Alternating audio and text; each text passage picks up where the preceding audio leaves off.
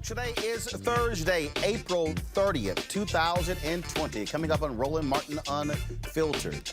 Senator Kamala Harris has introduced a bill to address racial disparities in coronavirus cases. We'll talk with Congressman Dwight Evans of Pennsylvania. Not only about that, but also his call for targeted testing. This latest drug, is it a possible cure for coronavirus? We have the latest information. Also, Dr. Anthony Fauci says that sports may not return until next year. The NFL could be playing ball on Saturdays if there's no college football. And speaking of the NFL, let's talk about this kicker the Patriots drafted with a white supremacist tattoo that he says, I didn't know what that was.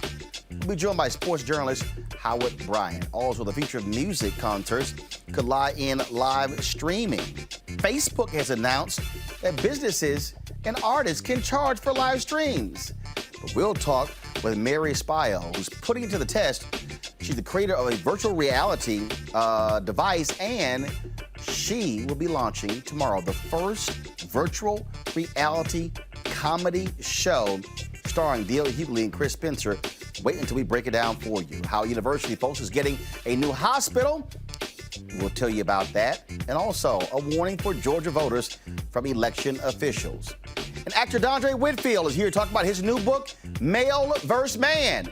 Jam-packed show. It's time to bring the funk. I'm Roland Martin Unfiltered. Let's go. He's got it. Whatever the miss, he's on it. Whatever it is, he's got the scoop, the fact, the find. And when it breaks, he's right on time. And it's rolling. Best believe he's knowing. Putting it down from sports to news to politics. With entertainment just for kicks, he's rolling. It's on go, y'all. It's Roland Martin, yeah. Rolling with Roland now. He's funk, he's fresh, he's real, the best, you know he's Roland Martin now.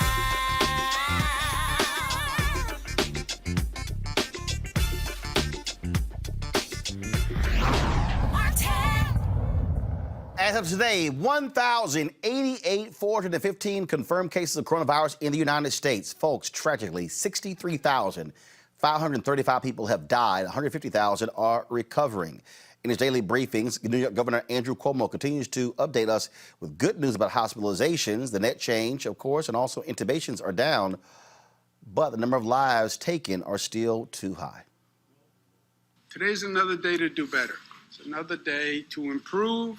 It's another day to be better, to make life better, to be better at helping people. Today's another day, another opportunity God gave us. Hospitalizations are down. Good news. Net change in total hospitalizations down. Good news. Net change in intubations down. Good news. New COVID cases slightly down, 933, but still unacceptable, but down from where it was. Number of lives lost, still terrible, 306. Optimists would say the number's on the decline. Realists would say that's a tremendous amount of pain and grief for hundreds and hundreds of New Yorkers who lost a loved one. Folks, on Monday, Senator Kamala Harris of California will introduce a bill that will address the racial disparities plaguing our most vulnerable communities during this global pandemic. The bill will require the director, the Secretary of Health and Human Services, the Secretary, Alex Azar, to establish a team of healthcare experts and leaders in the communities to gather data and provide recommendations on the response of coronavirus in communities of color that have been, of course, impacted by this disease. Now, of course, that is a huge issue there, folks, but it's also being impacting us in terms of not only that, but also the drug. There's an antiviral drug that's been around for 10 years that is now showing promise in the treatment of COVID-19. Early data that was released Wednesday from a global study revealed that patients who were given this drug were less likely to die and recovered faster. However, there was another study released the same day in the British medical journal, The Lancet, which found found no clinical benefits to this particular drug. Joining us right now is Dr. Tayson Bell, critical care and infectious disease specialist at the University of Virginia, which was part of the trials. Dr. Bell, so first of all, what is this drug that Dr. Fauci was addressing yesterday that people are saying is potentially promising? Sure. So thanks for having me on the show.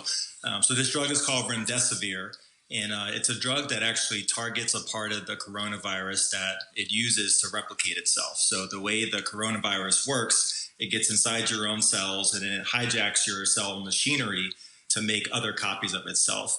So this drug actually targets a crucial part of the virus that it uses to make copies of itself, and inhibiting that has shown that it has a clinical benefit. Now, you mentioned two of the things that we saw that were a benefit. So one was the time to recovery, meaning how long it took for you to get off of oxygen if you needed oxygen, or to leave the hospital or go back to your usual activity. That was decreased by 4 days. And that's a big deal for people who are suffering from coronavirus and the people treating them. And then there's a mortality benefit as well, too. That's decreased from about 12 to 8 days, or 12 to 8%. So it's a modest step, but it is a positive step. And to be honest, I feel like a lot of the news about the coronavirus is really negative, and I feel like we've been getting just hit time after time with bad news. But this is a significant positive step. Explain to folks, this is not a vaccine. No, it is not a vaccine. This is a therapy or a drug that's aimed to treat the coronavirus that makes your symptoms better and can improve mortality. All right. So, and of course, so the other day we had a doctor from Meharry Medical College. They're working on an antiviral drug. Again, totally different than we're talking about a vaccine as well. And so, how do we deal with what the British are saying, and then of course what Fauci said yesterday? To the Lancet article, is that what you're talking about? Yes. Right. So the main difference between these two trials were how many patients they were able to enroll. So the Lancet study was widely reported as a negative study, but that's kind of oversimplifying it. They actually had to stop their enrollment about half according to their target. They wanted to get a certain amount, but they couldn't enroll because the cases were actually going down in Wuhan at that point, which is a good thing, but they had to stop the trial. So they weren't able to achieve what we call in science statistical power. And the best way I can explain that is to give you an example of my daughter, who's 2 years old. A couple of weeks ago, I was drinking a cup of hot tea. She said she wanted some. And so I put some cool water in it to tone it down, and it was lukewarm. And then I gave her the cup of tea. She took a sip and she said, "Daddy, it's hot." Well, because she's only seen those two temperatures, regular temperature and the lukewarm, she doesn't understand what lukewarm means. She can only tell that it's hot. But you and I, who are adults, we've drinking all sorts of different temperature of liquids, so we can actually tell what that difference in temperature is between hot and lukewarm. So because we have more samples, we're able to have a little bit better discretion in how we describe something. So this study that came out of China, because they weren't able to get enough samples, you weren't really able to tell the difference between what's lukewarm and hot. And the difference with the new trial that came out from the NIH is that we did get enough samples to be able to tell that this is an actual true difference. So, explain to us the coronavirus and how and people who are losing a sense of taste and smell. I mean, Right. how does that work? So this has been one of the fascinating things about the virus, and we kind of learn something new about it every single day. And there's thousands of articles that come out on a weekly basis about it. So this is still theory, but what it seems to do is infect some parts of the nervous system that control your sense of taste and your sense of smell. These nerves are actually very close to your nasal passages. So if you go back in your nose, not the part that you can see, but if you go even further behind where you can see, where your brain actually comes pretty close to that. And some of the nerves that feed the brain are very close to that as well, too. And so there are some people who think that the coronavirus can actually go through one of those thin bones that separates your nose from your brain and can actually directly infect those cells in your nervous system and cause you to lose that sensation. We're not sure if that's actually the case, but that's been the theory and has been shown in some animal models. All right, then, Dr. Tayson Bell, we certainly appreciate it. Thanks a bunch. Thanks for having me. All right, then, folks. Let's also talk about what was also again what was happening all across. We still continue to have folks on this whole issue of testing. We have folks talking about do not have enough. You got the Trump people and all of their nonsense. And frankly, now you have people talking about reopening up. NASCAR saying they're going to have races May 7th. Now all of a sudden the NBA is talking about the possibility of that. Where do we go from here? What's happening in Georgia right now. Of course, you have where today, I'm going to load it in a second, where you had these hearses that actually lined up all across the state capitol. Trying to let the governor know that it is an absolutely bad idea for him to reopen the state. And so all these things are different happen. Then, of course, let's just be real honest. You got these crazy white folks who are in Michigan storming capitals, sitting here with their guns and in their gear, because they are so angry and upset with the governor because because of her restrictions in the state. I mean, these people are truly losing their minds. Let's see, Henry, okay, all right, not sure why we can't see it, but let's get this fixed, folks, because I need to play this video. It's just absolutely crazy. Let me bring my panel right now. Dr. Greg Carr, Chair, Department of Afro-American Studies, Howard University. Erica Savage-Wilson, host, Savage Politics Podcast. Reese Colbert, Black Women's Views. Greg, I'm going to go with you. I mean, let's just cut to the chase. See these militia folks, see these white folks in Michigan in their gear with their guns, trying to storm the floor. And you have state reps who are sitting here saying that they were just, shocked and what's going on. I mean, it's absolute madness. But these are the white folks that, frankly, let's just cut to the chase. Donald Trump wants out there. He, of course, drove this and precipitated all of this. Absolutely. This is part of his reelection strategy. Voter suppression, they already had the conventional strategy lined up. And then this pandemic hit, and they had to retool it. As we know, these people are not watching Roland Martin Unfiltered. If they're watching any media at all, they're watching Fox News, and they're getting their instructions from the White House. And they're also getting not so subtle instructions from the things that are shown on other news outlets. When you see Mike Pence walking through the Mayo Clinic with no mask on, he's a signal to them. This isn't unintentional. This isn't accidental. And as you see them there, they are endangering not only each other, but they are endangering all of us. If you're coming outside without a mask and you're getting close to other people, what you're saying is, I don't care about you, because the mask isn't for you, it's to protect other people. So this is basically an exercise in white nationalism. It is all aimed toward November. And ultimately, it will continue until state and local officials stop it, because the federal government is going to be of no help. They've got Bill Barr getting ready to try to exonerate Michael Flynn, to go send some spies to China and try to figure out other ways they can use, by reopening states, by the way, to maybe throw people off unemployment and other kind of ways to get at those populations that they have never considered to be part of the American quilt. Well, what we are seeing here, Reese, we're seeing people who don't care about the rule of law, except when it comes to black people. They're jumping in the faces of cops. And I'm sorry, this is where if you have restrictions saying you stand 6 feet apart. In fact, I'm going to play this video again. Folks, if you see on the far left side, you see they are in the face of cops. Jabbing their fingers in their face, angry at them. You're going to see it in a second.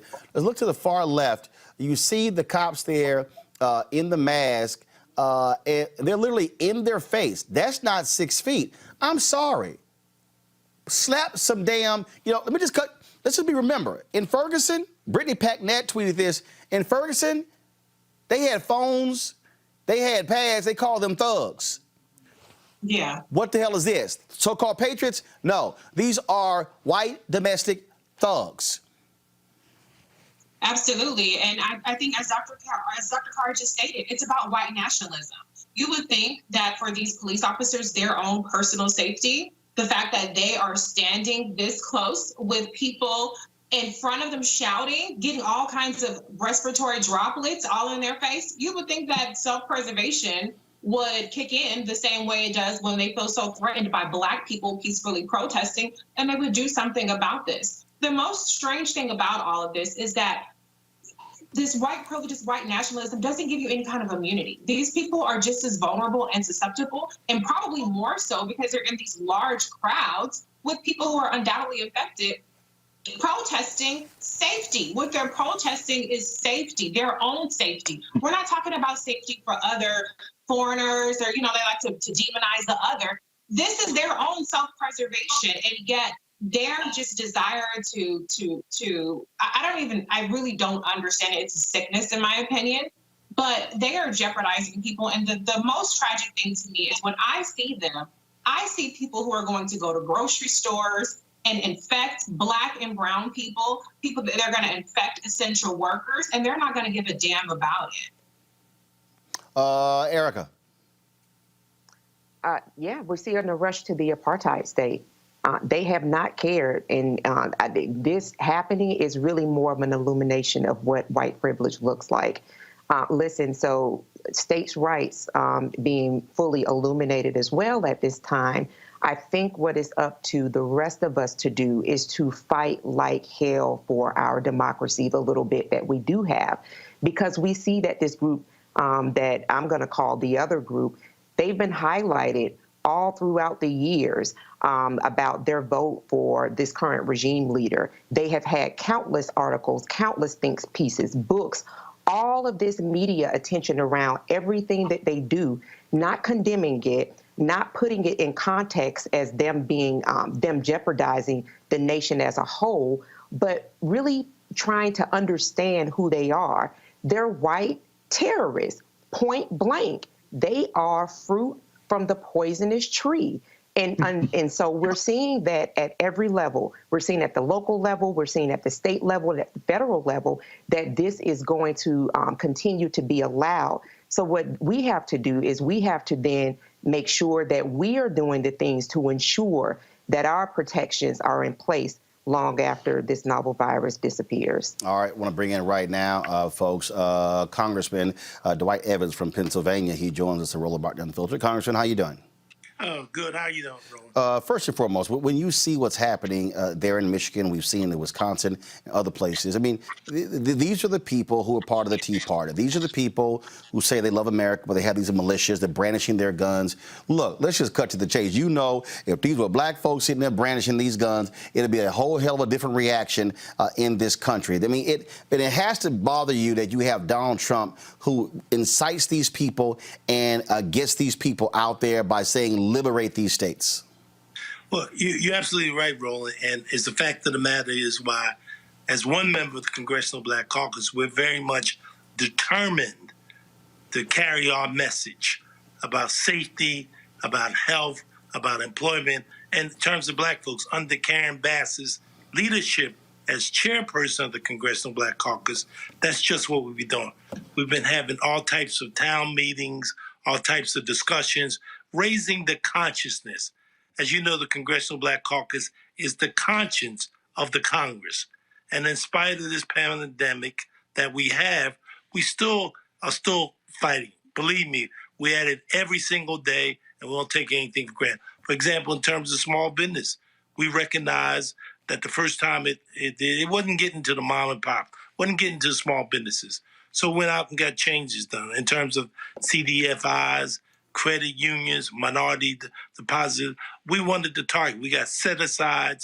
So look, it's not easy, but we're not giving up. We know, we understand that we have to keep fighting at this every single day. And we recognize that we're in a struggle.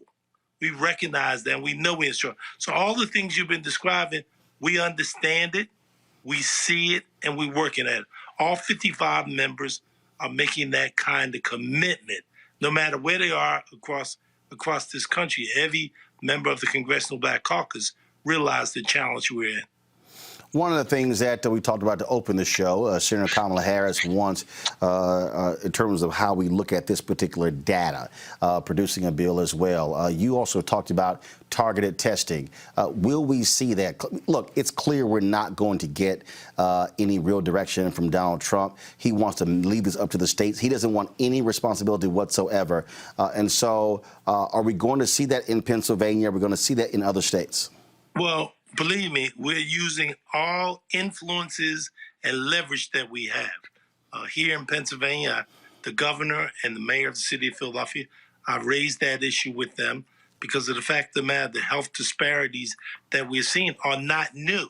This is not new. The pandemic just shows it even more. So the reality of it is we're still fighting that.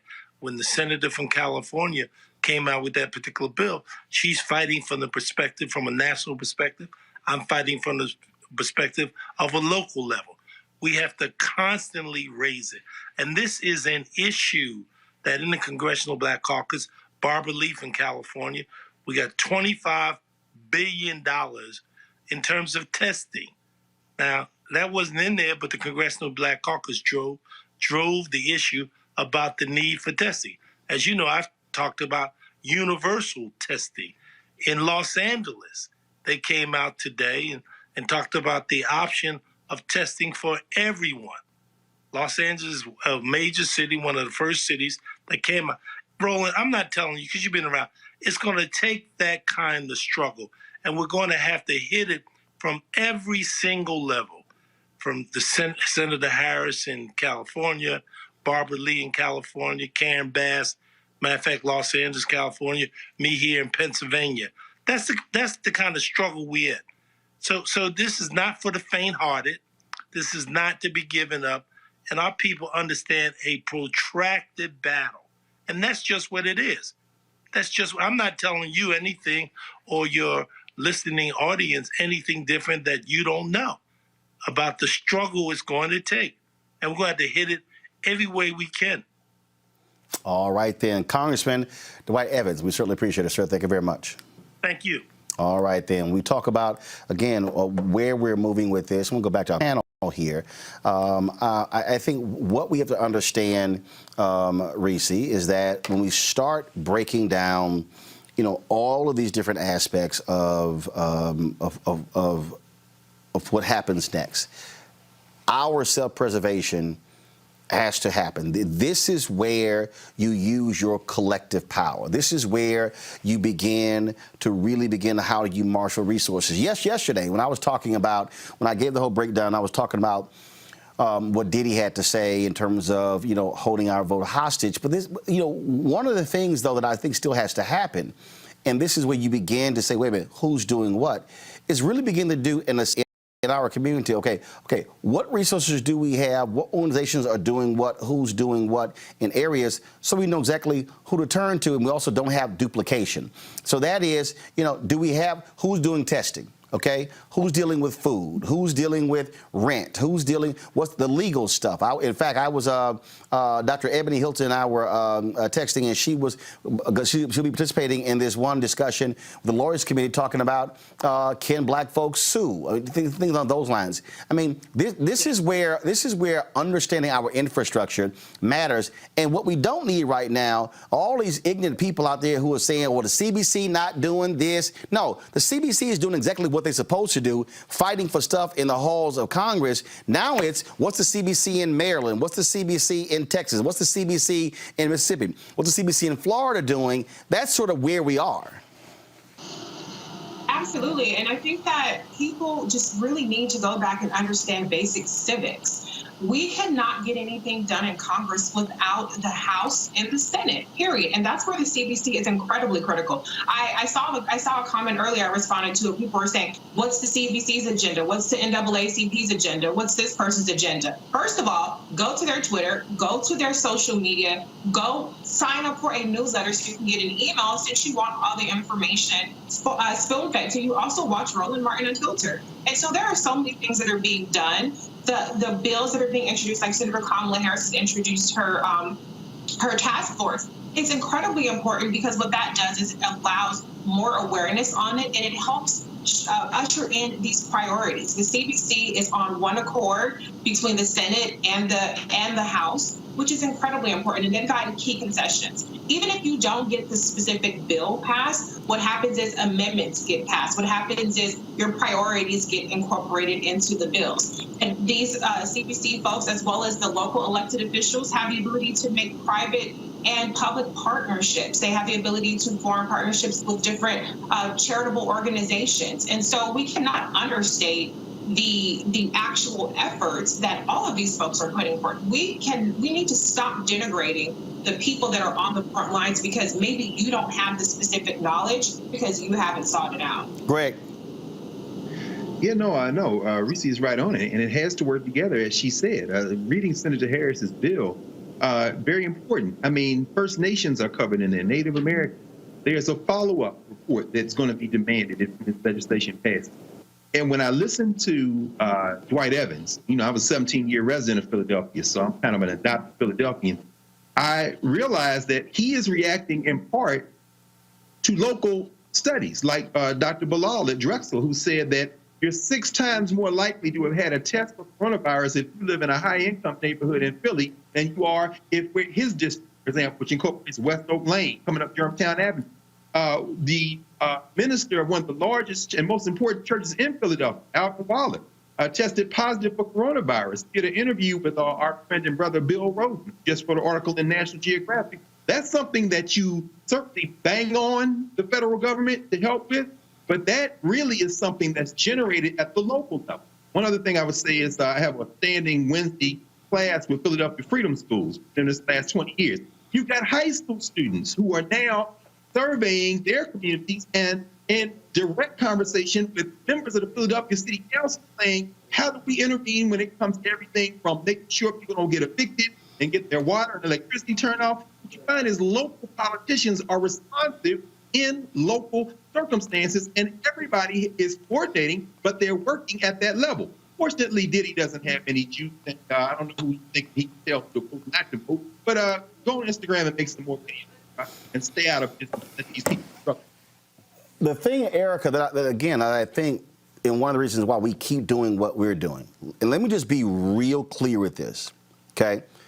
You can have all these people talking about reopening these states. I'm just trying to tell everybody, I need us to be mentally prepared to understand that this is going to be what we have to deal with for the next 7 months. Mm-hmm. This is going to be the reality through the end of the year. You're not going to have large events, okay?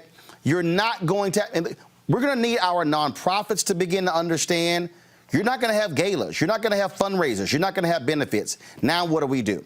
We're going to have churches to understand that if you do come back, you're going to have some strict guidelines. I was reading just the other day, last night, South Korea, they are to the point now where they literally are telling churches no shouting or even singing because of droplets in the air. I'm like, now I don't know how that's going to work in a black church if you say no shouting and no singing.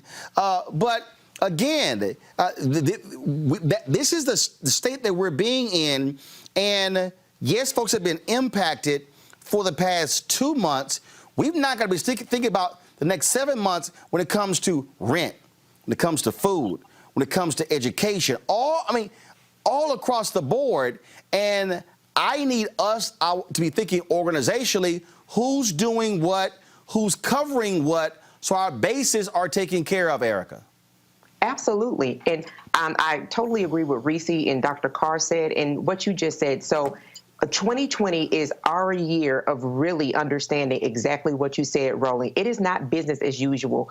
I cannot tell you the number of phone calls I have hung up on because people are talking about planning trips for later in the year, still going about business as usual. It is the conditioning of the mind that must happen, especially for our community. And on the civics piece that Reese was talking about, when we look at the CBC members and what they do, Congresswoman Joyce Beatty was primary, but of course she won. When we look at the work that they're doing, I work in politics, so Zoom calls and meetings like all of us all day long. But I have to tell you that at least 50% of my video phone conferences have been in with CBC. The CBC has been on it. If they don't have a teletown hall for every day of the week. It's for every other day of the week. All of the issues that you bring forward on this platform every day, 7 days a week, 24/7, they are also broken down and illuminated with experts as well, providing information, allowing the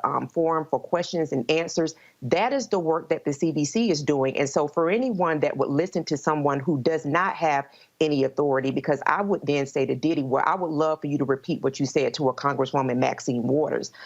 For anybody that is listening to somebody who is not giving their life to public service, who's working behind the scenes doing the very non-sexy work of passing legislation to ensure that some of the basic resources that we have continue, to then shut up and to take this opportunity to listen. But this is not business as usual. If you have to say cancel summer 2020, well, just say that. Think about all of the years and all of the time that we've had to celebrate. Now it is about what you said. It is time for us to do an assessment of the resources that we have within our states and our local government.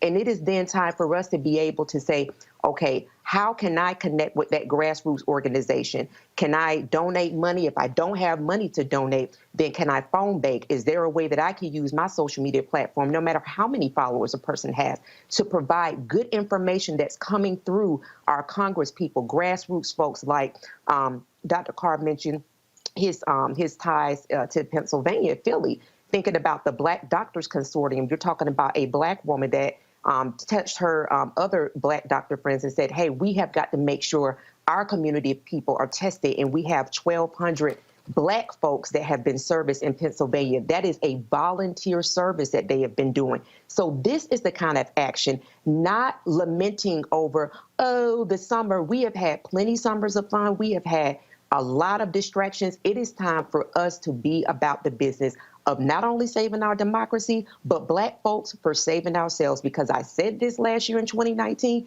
and I'm saying it again, this is the new era of civil rights. Get on board. All right, folks, in hopes of improved health care and address health disparities and inequalities in Washington, D.C., D.C. Mayor Muriel Bowser today announced a monumental agreement with Howard University.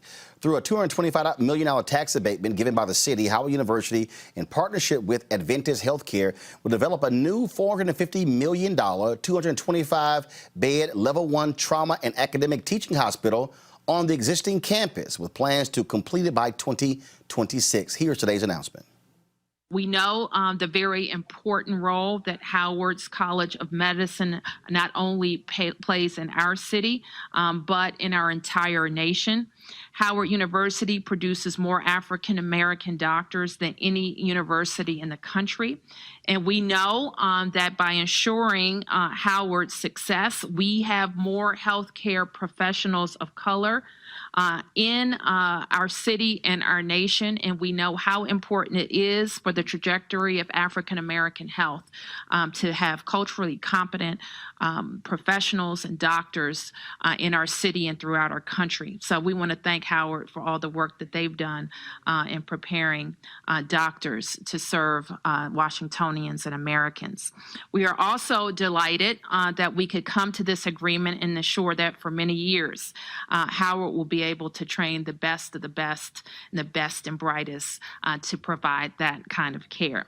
So here are some details of what we expect to see with Howard University and their partnership with Adventist Healthcare is that by 2026, Howard will rebuild a hospital on their campus that will be a Level 1 trauma center as they are now. Academic teaching hospital will be a 225-bed facility that's 600 square feet. And the current hospital would remain open until a new facility is constructed, and we expect that it will be about a $450 million project. The district is committing to $25 million in public infrastructure support and has committed housing a DC government agency at one of the planned new office buildings, in addition to a $225 million tax abatement that would cover part of the construction time for the hospital.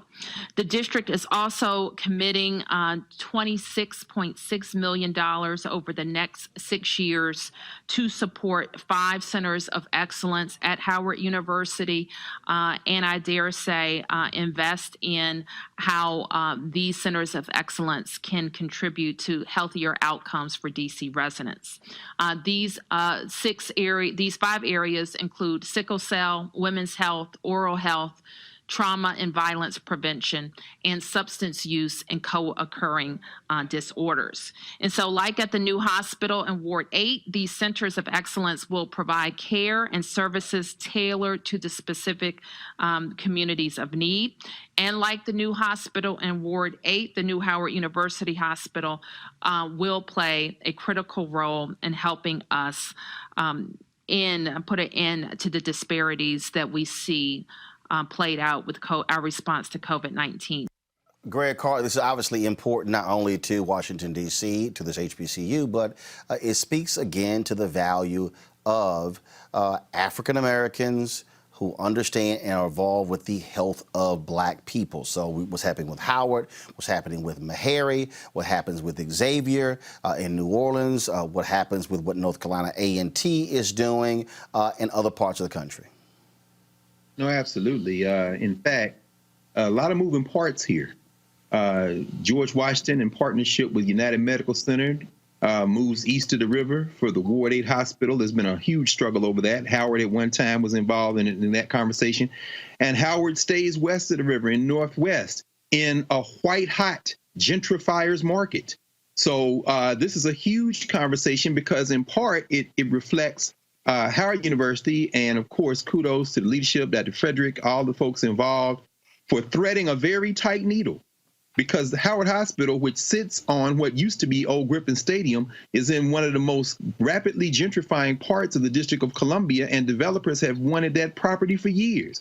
So for Howard to be able to not only hold on to that property, but to have the capital now and with the tax abatement and the infusion to construct a hospital and then perhaps even monetize that corner, but to retain ownership in a city that is rapidly becoming increasingly non-Black and brown sends a signal that it can be done. But what you mentioned in terms of this network, Howard, Meharry, Morehouse School of Medicine, Xavier, this country, as the demographics shift, is going to have to rely more and more on medical professionals that look like that population. And so this sends the signal that not only can it be done, but that when you have elected leadership, be it the mayor, be it the majority Black city council of Washington, D.C., you can get these kind of deals done because that's the type of combination of public-private partnership and elected officials that's going to have to be required in order to get something like this done. Reese, when we talk about, again, how our institutions matter, I mean, I was just talking about infrastructure. I was just talking about those different things. This is how you use your collective power. Howard University plays just as a critical role in Washington, D.C. as George Washington University, as Georgetown, as a University of the District of Columbia. And so if I'm in Houston, I'm saying the exact same thing about Texas Southern and the University of Houston. If I'm saying the exact same thing, if you cannot talk about Georgia, you can talk all you want about Georgia State University, but you can't talk about Georgia unless you deal with Spelman, Morehouse, Clark, Atlanta. And so, again, this is where, again, getting out of national politics, this is where African Americans have to also flex that power when it comes to African Americans who are mayors, who are on city councils, who are county commissioners, to ensure that our institutions are being properly taken care of. I absolutely agree. I think that when we have Black elected officials, we see our communities being taken care of in a much different way than when we don't have Black elected officials. But I do want to emphasize that white officials represent a lot of Black Americans as well, and we have to yield our power with them. We can't mostly and only hold Black elected officials accountable, and meanwhile the white elected officials don't even have to give us a second glance. I mean, the people that get the hardest time from Black people are Black elected officials. And I see more complaints about the CDC than I do about the Republican Party in like social media, for example. And so we have to flex our muscle as voters, as taxpayers, on all elected officials. because we do hold the power. And when we have Black elected officials, when that opportunity is there to put Black people in power, we should absolutely seize that, because we're going to get better results. But we have to be calling up mayors that are white mayors, if it's local county officials, whether it's your congressional people, your senator, governors, whatever. Hold everybody accountable and make sure you make your priorities known. I keep saying that we are still constituents. So it doesn't matter where we are, it doesn't matter who the leadership is, we are constituents. And so we utilize our infrastructure, we utilize our organizations to then go as one voice. You know, and look, I've spoken to AKs and Alphas and Deltas and others, and I've said, I'm sorry, there should be no city in America that when they see pink and green, they don't just to go, okay, I don't know, okay, here come them AKs. If I see red and white, here come those Deltas. If I see black and gold, here come those Alphas. It doesn't make sense. I keep saying it doesn't make sense for us to have organizational infrastructure and we don't use it. This is also where, and I'll say it right now, which is why we have hashtag HBCU Giving Day. This is also where Howard graduates can't just be excited about this. They've also got to ensure that they're cutting a check every year in terms of dues. I don't care if it's $10, $25, $100, doesn't matter, but you can't just keep saying who else is going to save us if we're unwilling to save ourselves. Oh, yes, and that's the hour that we're in, and I'm thinking about in Georgia as well, Albany State University and Fort Valley State University that have agricultural programs, so thinking about the connection of food and medicine.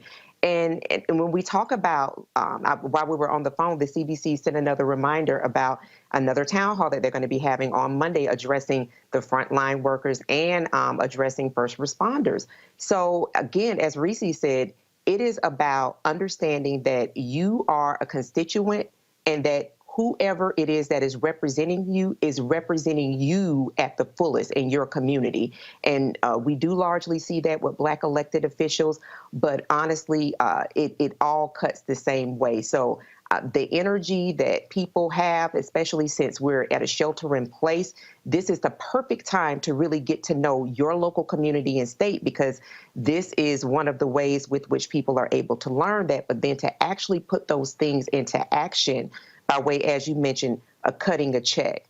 If you're not able to cut a check, then you should be able to lend your voice. But it's going to take us to get us to a place where we're actually seeing what we call freedom. All right, folks, going to go to break. We come back. New England Patriots, they draft a white supremacist, and he now goes, oh, I'm sorry, my bad. I didn't know that's what that tattoo was. We'll talk with journalist Howard Bryant to see if he's buying that. Also, folks, there's a sister. She's the creator of a virtual reality device. Now, folks, tomorrow, she is going to be leading the first ever virtual reality comedy showcase, and starring Chris Spencer and D.L. Hughley. We're going to talk about this amazing inventor also in the second half of the show. We'll talk with Dondre Whitfield about his new book dealing with the issue of manhood. You're watching Roland Martin Unfiltered. Back in a moment. You want to support Roland Martin Unfiltered? Be sure to join our Bring the Funk fan club. Every dollar that you give to us supports our daily digital show. There's only one daily digital show out here that keeps it black and keep it real as Roland Martin Unfiltered. Support the Roland Martin Unfiltered daily digital show by going to RolandMartinUnfiltered.com. Our goal is to get 20,000 of our fans contributing $50 each for the whole year. You can make this possible. RolandMartinUnfiltered.com. All right, so a lot of y'all are always asking me about some of the pocket squares that I wear. Now, Robert don't have one on. Now, I don't particularly like the white pocket squares. I don't like even the silk ones. And so I was reading GQ magazine a number of years ago, and I saw this guy who had this pocket square here, and it looks like a flower. This is called a shibori pocket square. This is how the Japanese manipulate the fabric to create this sort of flower effect. So I'm going to take it out and then place it in my hand so you see what it looks like. And I said, man, this is pretty cool. And so I tracked down, it took me a year to find a company that did it. And so they make these about 47 different colors. And so I love them because, again, as men, we don't have many accessories to wear, so we don't have many options. And so this is really a pretty cool pocket square. Now, what I love about this here is you saw when it's in the pocket, it gives you that flower effect like that. But if I wanted to also, unlike because if I flip it and turn it over, it actually gives me a different type of texture. And so therefore, it gives me a different look. So there you go. So if you actually want to get one of these Shibori pocket squares, we have them in 47 different colors. All you got to do is go to RolandSMartin.com/pocket squares. So it's RolandSMartin.com/pocket squares. All you got to do is go to my website, and you can actually get this. Now, for those of you who are members of our Bring the Funk fan club, there's a discount for you to get our pocket squares. That's why you also got to be a part of our Bring the Funk fan club. And so that's what we want you to do. And so it's pretty cool. So if you want to jazz your look up, you can do that. In addition, y'all see me with some of the feather pocket squares. My sister, who's a designer, she actually makes these. They're all custom made. So when you also go to the website, you can also order one of the customized feather pocket squares right there at RolandSMartin.com/pocket squares. So please do so. And of course, that goes to support the show. And again, if you're a Bring the Funk fan club member, you get a discount. This is why you should join the fan club. All right, folks, if you're drafted to the NFL, it should be a great day. But New England Patriots kicker Justin Rohrwasser has had a hell of a problem for the last week. Of course, he's received a lot of criticism for a tattoo he got when he was 18 years old. The tattoo on his left forearm resembles the logo of a far right-wing militia group, the Three Percenters.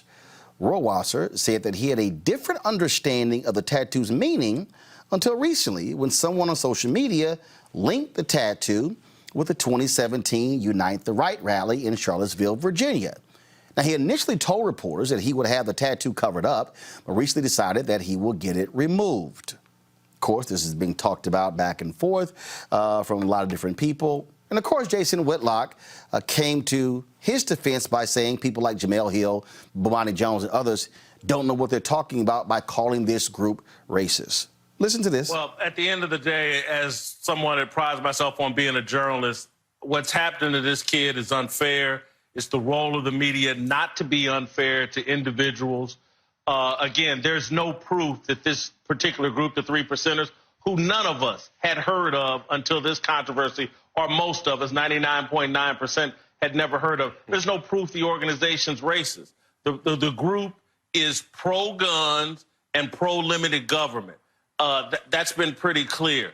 And so for Jamel Hill, Bomani Jones, or anybody else who has no other credibility, no other traction other than unfairly tarnishing people with charges of racism, yeah, maybe they won't let it go, but it should end. And I do think the conversation and the remarks from his teammates, I do think they are valid. When people besmirch your character in any way, you call in character witnesses, and the words of people that actually have played with this young man is more valid than Jamel Hill on a Twitter feed or Bomani Jones firing off an irresponsible column on The Undefeated.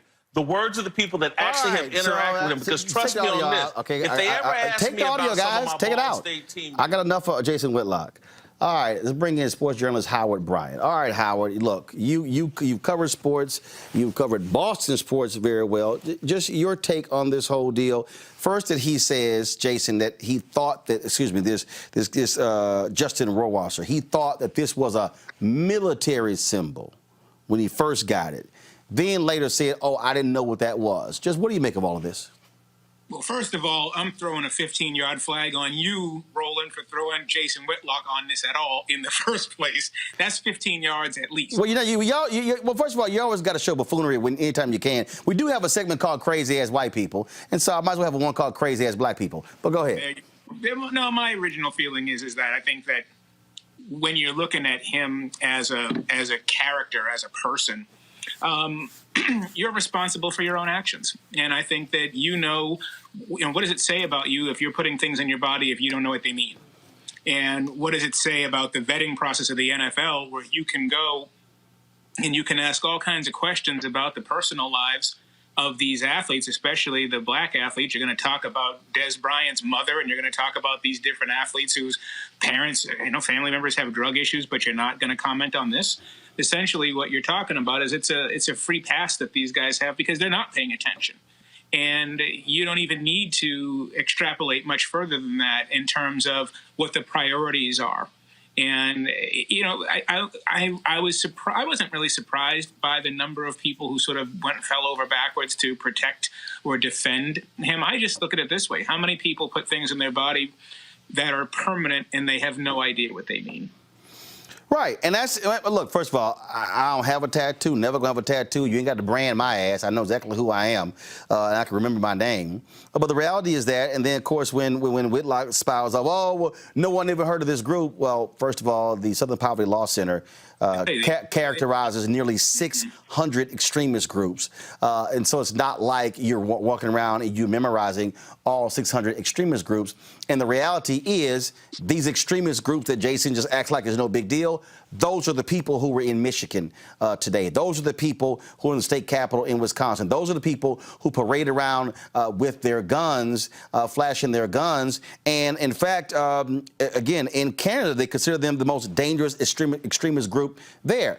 To your point, the NFL, it's amazing how they will go deep into your family. Talking about drugs and your associates. Look at Bill O'Brien questioning who DeAndre Hopkins has around, trying to bring up Aaron Hernandez. And so, yeah, this is going to get dealt with. And when the public sees it, they're going to say, hey, what's that on your arm? Well, exactly. And I think that's the issue that people aren't paying very much attention to is this is also a labor issue in terms of the entire interview process when it comes to the draft, the entire process on how you treat these black athletes and how you treat the white athletes. And also, I mean, let's face it, if you're looking at the NFL, and, you know, you and I have been having this conversation for years anyway, just the level of subtle and not very subtle anti-blackness in the sport. Let's not forget Riley Cooper with the Philadelphia Eagles. Let's not forget the anti-Kaepernick sentiments. Let's not forget what's happening here with the Patriots. I mean, there is absolutely a pattern with what takes place in that locker room and who gets scrutinized and who doesn't get scrutinized. And it's something that needs to be looked at much, much more on the part of the journalists covering these teams, simply because at the very least, you've got a double standard in terms of the evaluation process. And look, first of all, let me go ahead and say this here. I mean, I don't have to defend him. He can defend himself. But frankly, Jason was idiotic because what Bomani said in his column was very simple, that more questions should be asked.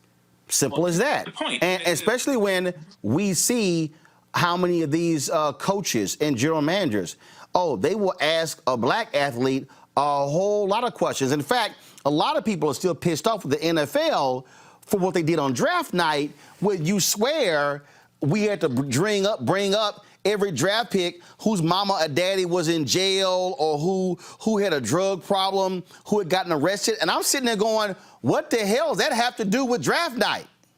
That's right.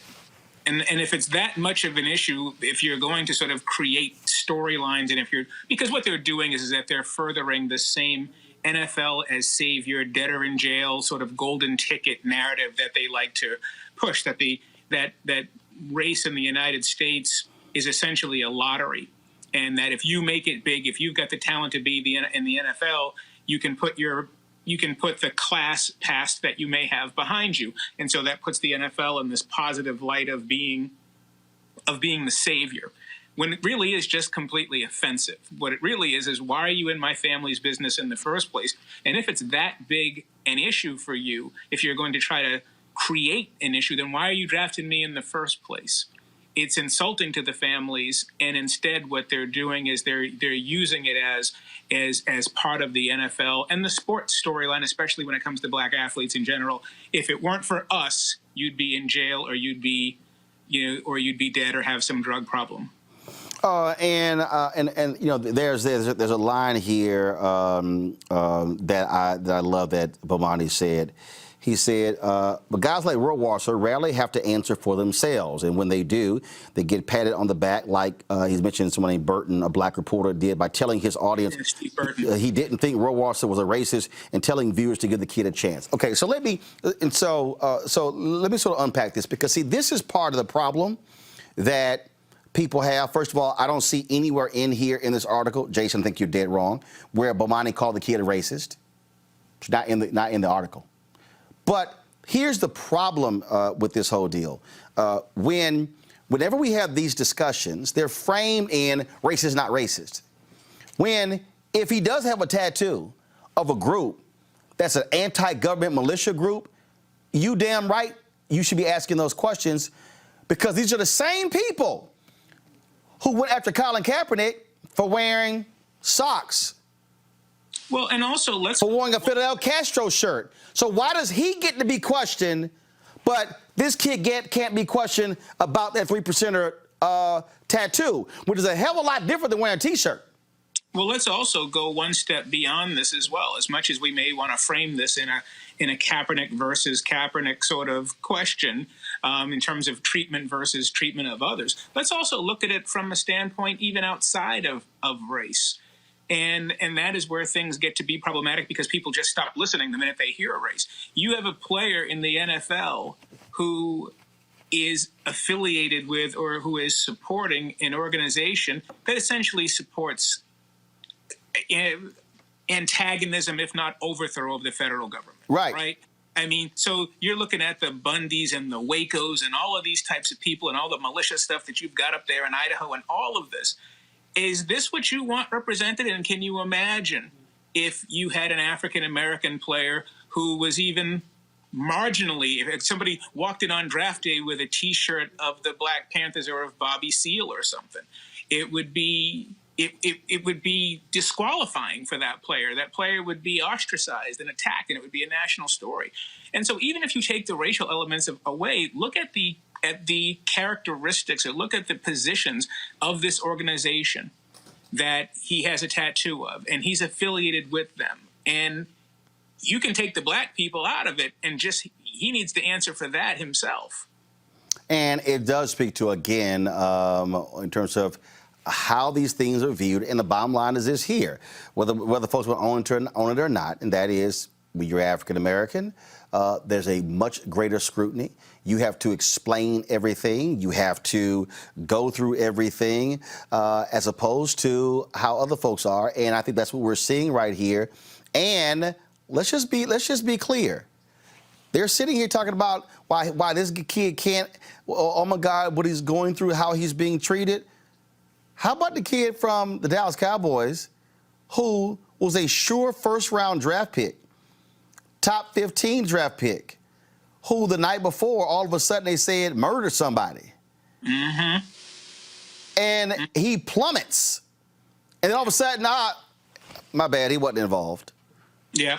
Well, and that's the other point, because what is taking place here? The framework of all of this is that if you're black in this game, you need to be grateful that we're bringing you into this sport. You are immediately at a disadvantageous position. You're not simply an employee. You're not simply a player, but you're somebody that we're saving. You're somebody that needs to be grateful, because what do they always say about playing in the NFL is a privilege? And those standards don't exist for other players. And that is the pressure. That is that sort of level of anti-blackness that I'm talking about when you go into the NFL and basketball as well, and baseball to a lesser extent, but especially football. That mindset is, we're doing you a favor for being here. Otherwise, you can go back to the hood, which is the reason why they feel so, these coaches feel so emboldened to be so brazen in their questioning. And as we saw on draft night as well, you could see the racial components of this dynamic, where you look at all of these executives, they're virtually all white. We already know the owners are virtually all white. And this is how they treat the black workforce. And essentially they gave a pass to a white kicker. Let's talk about that. I want to bring my panel in as well. So let's put Howard in the 4-box with them. And that is Howard. Speak to this, and then I'm going to go to the panel.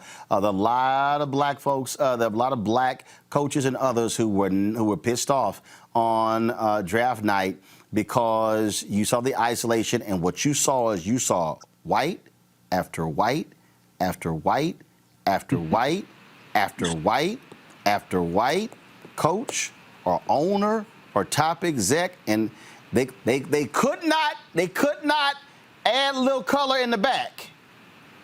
Not this time. Not this dynamic. Mm-mm.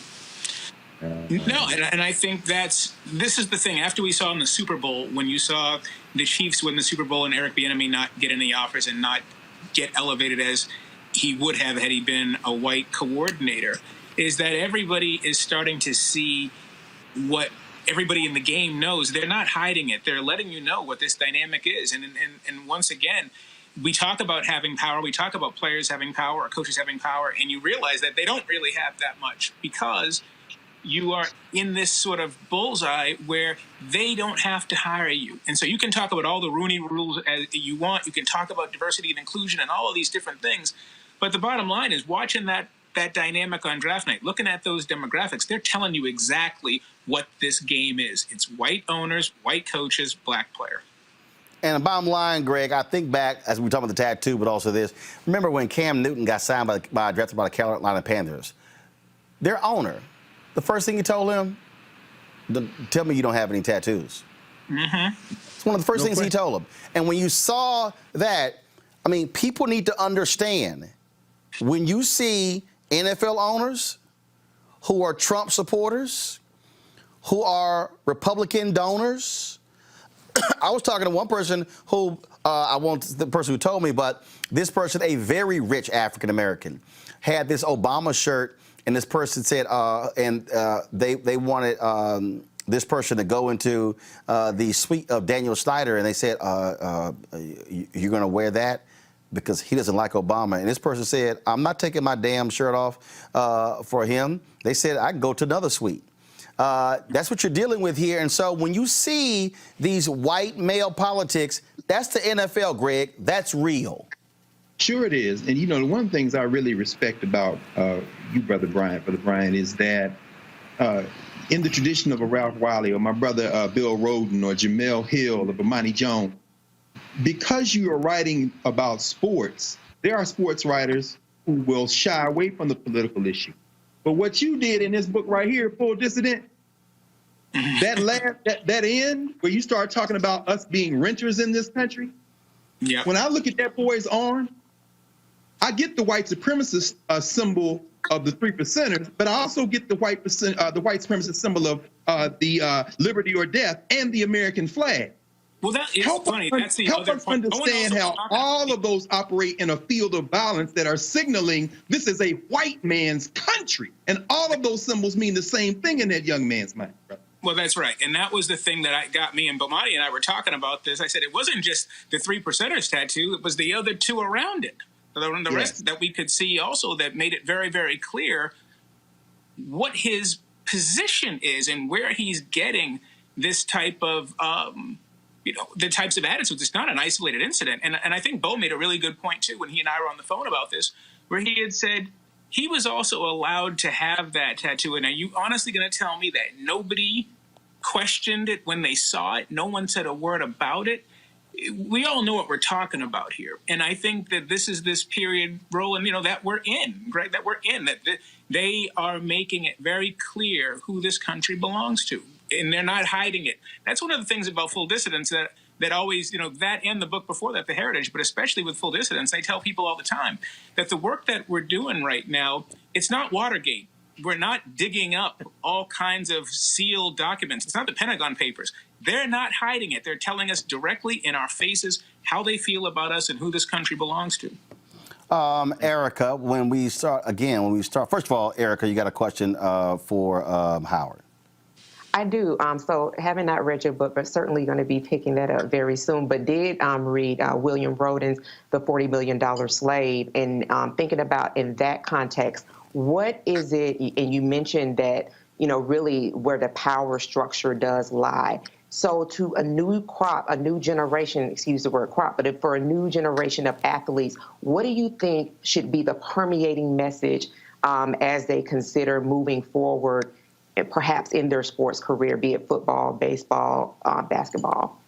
Well, it depends. That depends on whose camp you fall in. Do you fall in Carmelo Anthony's camp, or do you fall in my man David Ortiz's camp? And I'll tell you what I mean by that. I remember when David Ortiz was with the Red Sox, and he and I were talking, and we were talking about how, from a black standpoint, obviously we know the numbers in baseball are so low. You're down to 7%. There are 68%. There are 68 African Americans in the entire game of Major League Baseball on the field, and the Latinos in the game are looking at 25 to 35%. And so you've got this huge number, but you don't have any Latino managers. You've got a couple. You've got you've got Davey Martinez, my boy Davey, over with the Nationals, and you don't have that many against the percentage of the Latino players in the game. And David said to me point blank, that's why I tell all these young guys, get as much money as you can and get your black ass out of the game. That's David's camp. You're not going to get any opportunities. That what's going to happen in this sport. And in some ways, it's the way the Michael Jordan looked at things, which is you're not going to get a real seat at the table. Get as much money as you can. You're going to be compensated. You will get money, but you won't get power. Right. Now, if you go to the Carmelo Anthony camp, when he and I talked about this, his feeling is that you need a new consciousness. You need that these young black athletes need a new consciousness. They need to understand that money can translate into power as long as you don't spend it all on cars. Use what you have and one day create. His feeling is that if the will is there, one day it's possible for these players to begin to make these connections with the really powerful people and to have an owner, a player-based ownership, to have maybe a rival league that's player-owned, something like that. Carmelo looks at it very, very differently. So on the one hand, you have some players like David Ortiz, like Poppy and those guys who say, look, we're not going to get anything, but you are going to get money, spend it, save it wisely, and then move on to your second act. On the other hand, you've got Carmelo who says, if you play this properly, there's a role here for you that nobody sees, but you've got to be willing to take the risk to do it. Reese. Yeah, my comment was more so about how the NFL bent over backwards to prove to white America that the NFL is patriotic, to try to counter Colin Kaepernick's message of protest, and yet they seem to have no sense of duty or responsibility to prove to Black America that they do not agree with white supremacy, that they don't want to take any action to a person they aren't remotely invested in. This person was a draft pick, and it's just simple for them to say, you know what, he has too much baggage, let's move on to somebody else. Why? Yeah.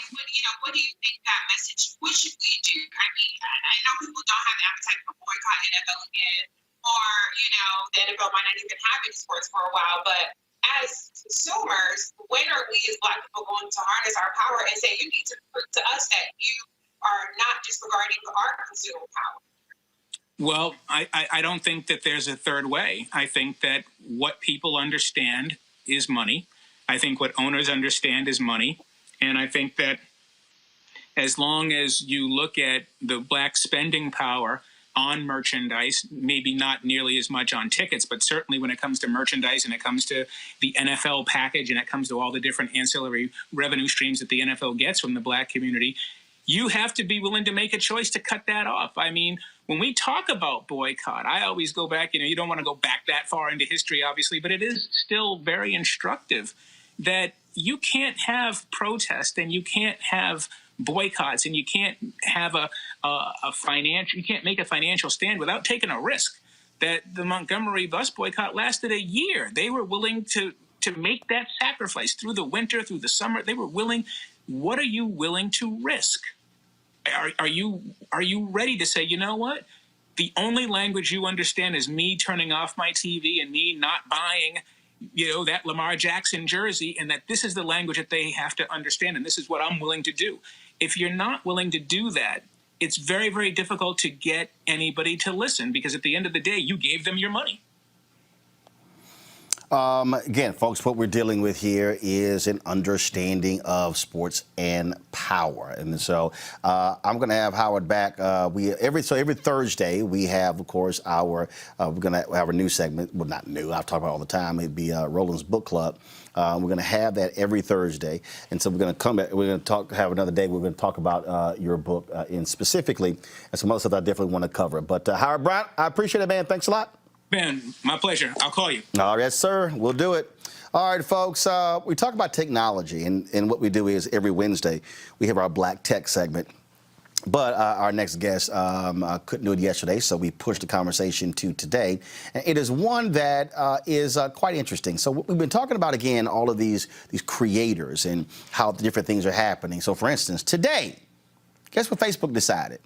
Yeah, I tried to tell y'all this was going to happen. So Facebook announces today that they're going to create a way for businesses and artists to now start charging for live streams. Didn't I tell y'all that? See, for all y'all people out there who were mad at me with the Versus deal saying, no, Timberland and Swiss said, this for the culture, it should be free. I kept telling y'all, it ain't free for Instagram and Facebook. So now all of a sudden, they're doing this. So you gotta ask yourself, why is Facebook all of a sudden allowing content creators to charge for live streams, as well as businesses to charge for live streams? Because they're seeing what's coming. They're seeing that people are tired, content creators are tired of being raped by these companies. These companies are taking the content, they're making the money, and the creators should just be happy because they've got followers. No.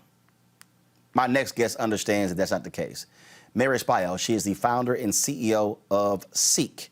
Many of you may have seen some of the commercials where she has been featured because she is the creator of her own virtual reality device. She is doing something now, folks, that's first of all, that is amazing.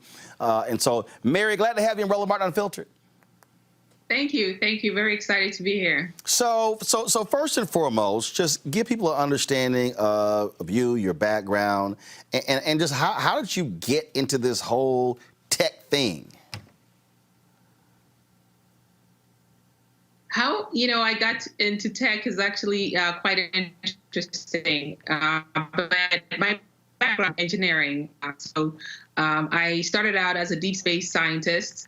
Building launching satellites, and then I was working for the Boeing company, and there I came up with several technologies for distributing content over satellite. So first I built the satellites and then came up with different applications that could use the satellite. So that's how my transition from deep space engineer into content kind of happened, was with building technology that utilized a lot of what we were doing with the space technologies. And so then where did the virtual reality come in? Because, see, I remember first seeing you in these television commercials about your virtual reality headset.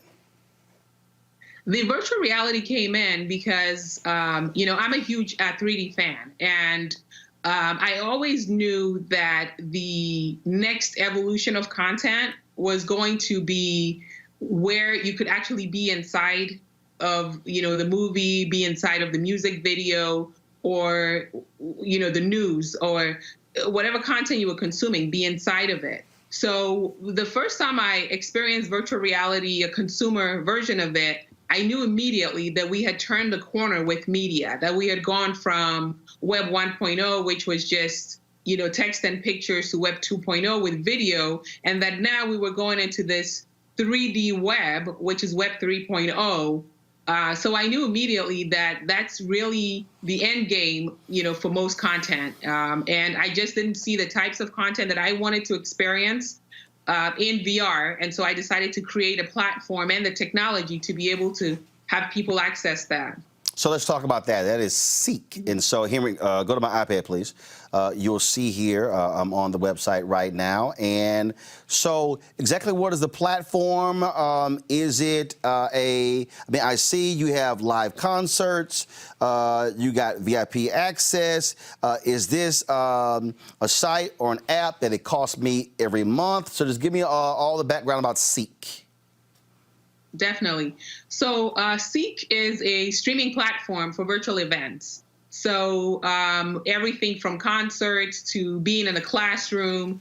The thing that's unique about Seek is the fact that you can consume the content directly, on the website, like you saw, whether it's through a live stream or directly, through the 2D content. But you can also put on your VR headset and be able to be inside of a theater, look to the left and right and see other people, or be in complete 360, be in a complete 360 experience where you get to be inside of the content. And that's what makes us unique, is the fact that you can consume content in a variety of ways.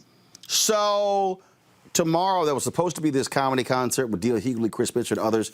Y'all will push it to May 15th. So what is that experience is going to be like? So take me through it. So with the VR headset, would I be in it and actually seeing them perform? For the May 15th, it will be we'll have the live stream on the website. So it still creates that communal experience of being able to interact with other people while watching the comedy show. And then you'll also be able to go inside of the theater and see them. So you can be, and what the VR does for you also is it gives you a really magnified experience. So you will see them bigger than life. So you're going to be able to experience them bigger than life inside of a fully immersive environment, as if you're there. Wow. Now, in addition to this, you've also created, because I tried it, so explain these headphones where the sound literally travels from this side of your brain to the other side of your brain. So I created a 360 headphone, and the reason for the headphone initially was for virtual reality, because when you're in a VR environment, you need to be able to hear sound all around you, behind you, above you, below you, which is not something that regular headphones do. And the result of the headphone is the fact that it has the most dynamic range in terms of how the sound is able to be created, so it sounds as if you're exactly there. So it's almost like a virtual reality headphone, and it just happens to have really deep bass because of the types of music that I like, and also the types of sound that I wanted to reproduce that I didn't find anything in the marketplace that did that. So the headphone creates sound as if you're actually there. So the engineer in you said, okay, I'm not finding a pair of headphones that forget Bose, forget Beats. They're not meeting what I want, so I'm just creating my own. Yes, and it wasn't meeting the needs of the industry as well. It wasn't meeting the needs of VR. Because the thing with being inside of virtual reality, if, for example, I'm in a movie theater in VR, and the sound is coming from behind me, but with regular headphones, I can only hear it to the left and the right, it creates this audio-visual incoherence, and so your brain says there's something wrong. So there is a real need to use the 360 headphones to create the best experience in VR. All right. So, Greg, I'm going to go to you first. Your question for this native of Ghana. Yes. Your folks are what kind? Only tree I know is Wahotis, eh? I think it's. Thank you. I'm fine. Oh yeah. So yes, boy. So I'm looking at the site, and actually, talk about African genius. I heard Roland mention classes, and I'm looking at this Sankofit team.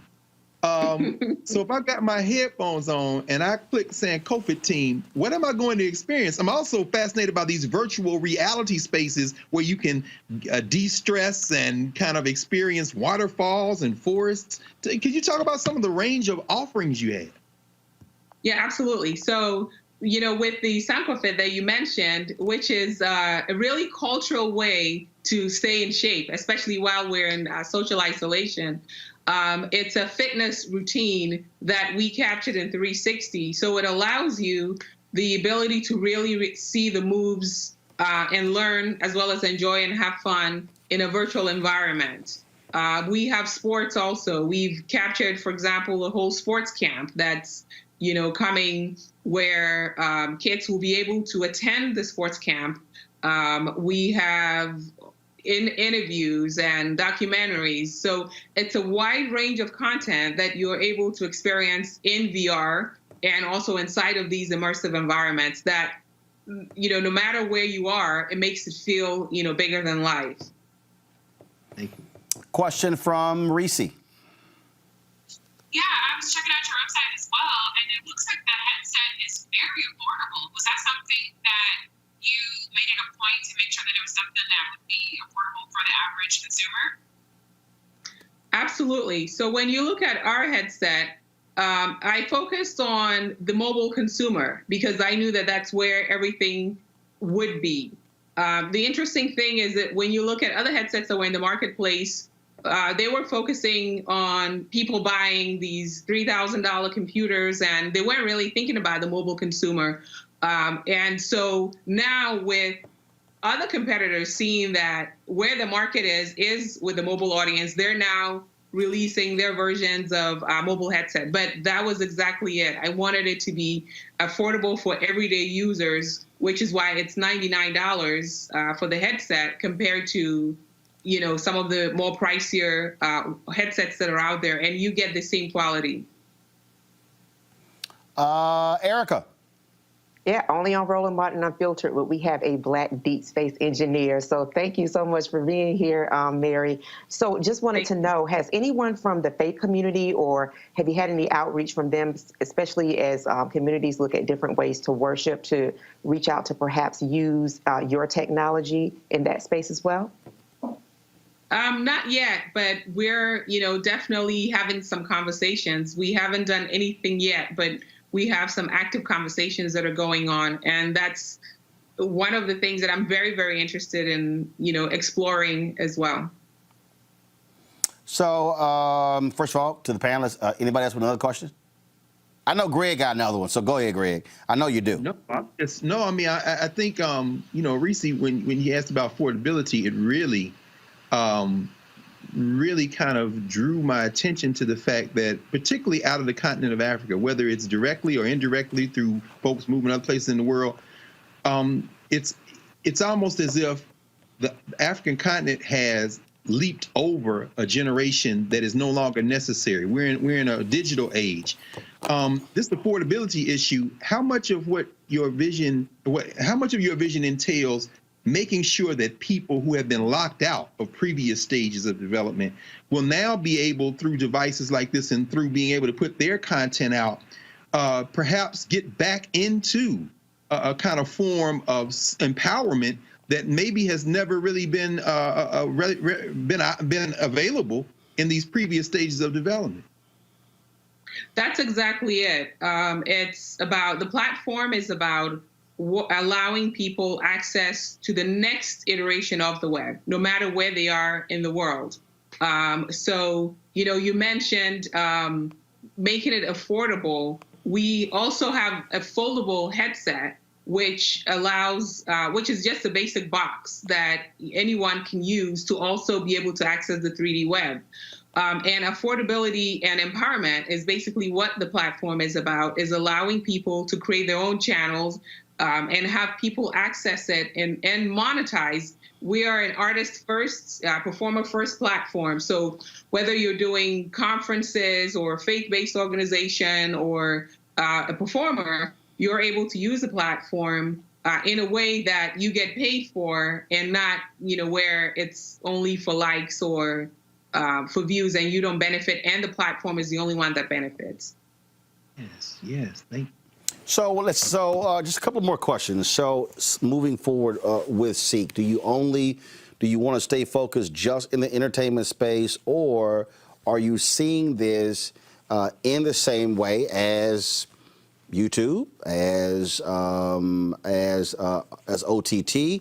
Are you only going to be web-based, or are you going to have it where it's possible, where we can see this through Apple TV, Roku, Fire Stick, those platforms? Absolutely. So we're already, you know, one of the things about us is we're already available through all different means. So we have the mobile app, which is available on Apple as well as the Play Store, Google Play Store. We also have the Smart TV app. So you're able to access us in a variety of ways. And then with the content, as well as not just entertainment, we've done a lot in the healthcare space. We've done stuff in the educational space. And this is truly the future of education, and particularly of healthcare training, and a whole lot more. All right, so the app, so if folks right now, they can go to the App Store, Google Play and Apple, and download Seek, C-E-E-K. They can go to seek.com, as well as Roku, Apple TV, and those as well. We're not on Roku yet, but okay, we are in the process of getting on all the smart TVs as well. But right now they can definitely go to seek.com, which is CEEK.com, not SEEK, CEEK.com, and be able to access the app in a variety of ways. And so the next event, as I said, is the Comedy Showcase. So just real quick, tell us about that. What is that going to look like, feel like? So the Comedy Showcase, the idea of it is we've partnered with D.L. Hughley and Friends, Chris Spencer, Ryan Davis, Bodacious, and additional comedians that will do a full stand-up, just as you would expect, in a club. It's a virtual comedy club, so it will be a full performance, except it's going to be in a virtual space. And we invite, fans and everyone to connect with them through the comedy show. And it's a series that we're starting, and we are looking to continue. We have a lot of content that's coming in that space as well. So it's going to be live. So how does that work? How does that work? So they'll be at home. How does it work? So part of it will be live streamed. We have a streaming kit that we send out to everyone. It's like a 007 kit, but we send these streaming kits out to all the comedians. A 007 kit? The rest of it is magic that happens through the technology. Hold on, Mary, you said a 007 kit? Yes, it looks like, it literally looks like, something that you would see in a James Bond movie. So y'all sending the kits out to the comedians, and so they open up. I take it. What is it? Green screen? Is it lights, camera, all that sort of stuff? And then they'll connect to where you are, and then that goes through the whole virtual reality experience. Yeah, then it goes through the experience, and so. And then it also live streams to the web. So for people that just want to connect to it on the web, they'll just go to seek.com and be able to see the live stream. And for people that want to be able to experience it in VR, they'll be able to go on the app and experience it. So and again, for the people who don't understand VR, so let's say, okay, if someone wanted to watch Roland Martin Unfiltered sitting right over here. And so are we shooting the show in 360? Is that what's happening? If they wanted to be in studio with you, we would have to shoot it in 360 and broadcast that live in 360. So they would feel like they're sitting across from you. Okay, so that's interesting. So we did this. That means that wow, that's and so it would be we'd be having a signal here, and that camera or that feed, whatever, is going back to your operation, and then for them to watch the show, they could literally go from that side or whatever the heck while we're in the space. Yes, if we shot it in 360 for the live stream that's coming, and for some of our content is shot in 2D and some of it is shot in 360. Got it. Okay. Mm-hmm. All right, then. Well, Mary, look, we're looking forward to this. This is great. People are really commenting on our Facebook page, our YouTube channel, and Periscope as well. So I think they're certainly looking forward to the experience. And I think Greg, our frat, Sherman Wright, plays him in Texas A&M. He's working with Mary on this. So, Mary, I can't wait to get the kit Sherman's supposed to be sending me, so I can test this stuff out. Because I definitely want to test out the virtual headset and those headphones again. So come on, Sherman, hurry up and send it to me. I done already downloaded the app, brother. All right, then. Mary, thanks. Sure you get it. All right, Mary, thanks a bunch, folks. Seek.com, CEEK.com. Mary, thanks a lot. Thank you. Thank you so much for having me. All right, then. See, this is the thing, Greg, that again, first of all, I keep going to why we're doing this weekly segment, because there are a number of African Americans. There are people of African descent who are out here, who are in the tech space. Frankly, folks aren't talking to them. And it shouldn't have to be they blow up for all of a sudden we say, hey, this is who they are. No. these are people who actually need a leg up just for folks to get to know who they are right now.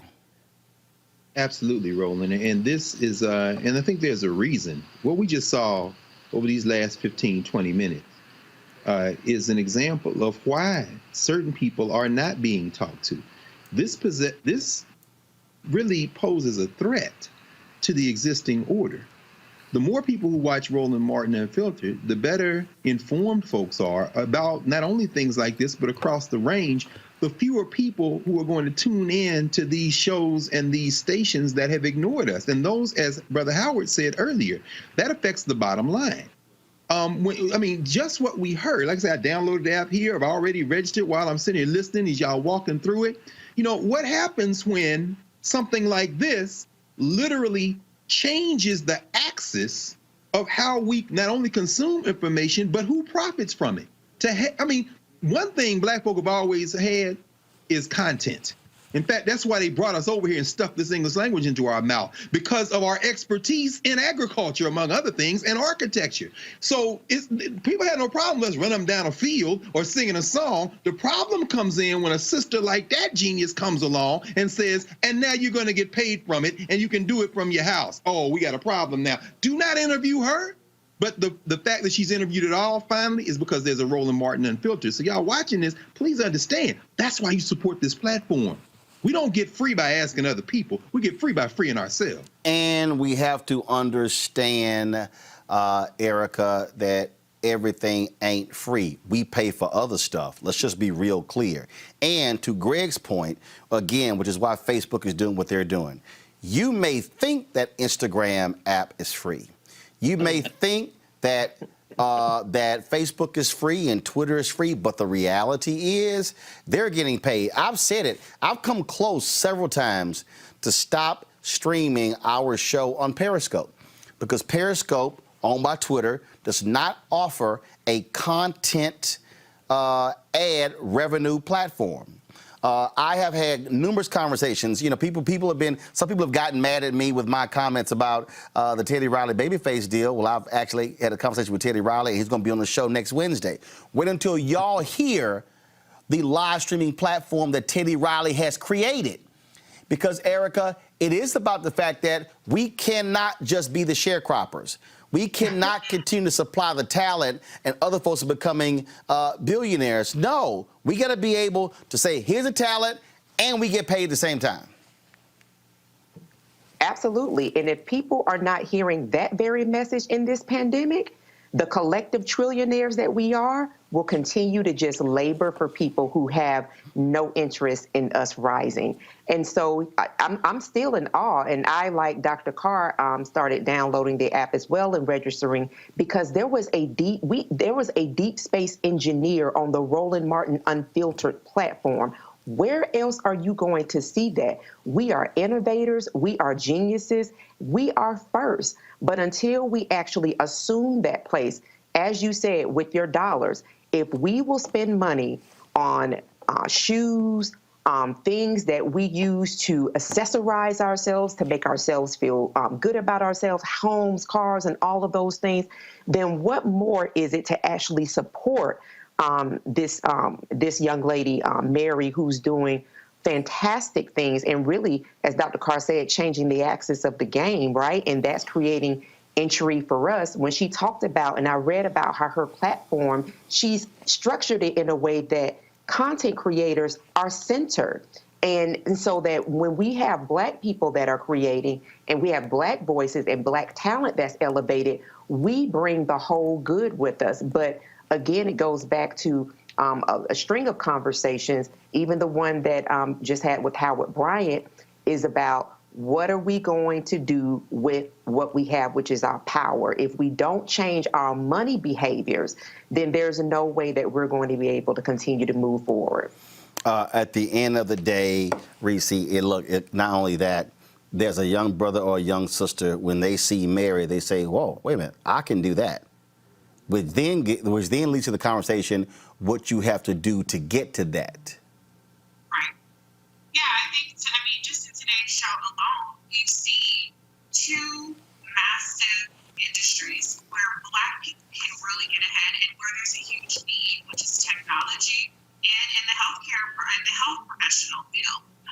We talked about Howard Hospital and building a pipeline of doctors who can actually change the world. It's the same thing with Mary and her seat invention. She was working in corporate America, working for Boeing, and she, launched on her own to build something that's actually incredible, that's accessible to people. And I think I echo what Dr. Carr and what Eric said. As consumers, we have a lot of power, and this is a disruptor.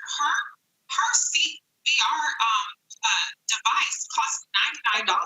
I did a quick search. Other similar devices are $500+. And so instead of trying to, come out with the most high-end, device and try to appeal to people on that way, she's appealing to people on an accessibility way. And so, yes, I would like to know, how did you raise the money?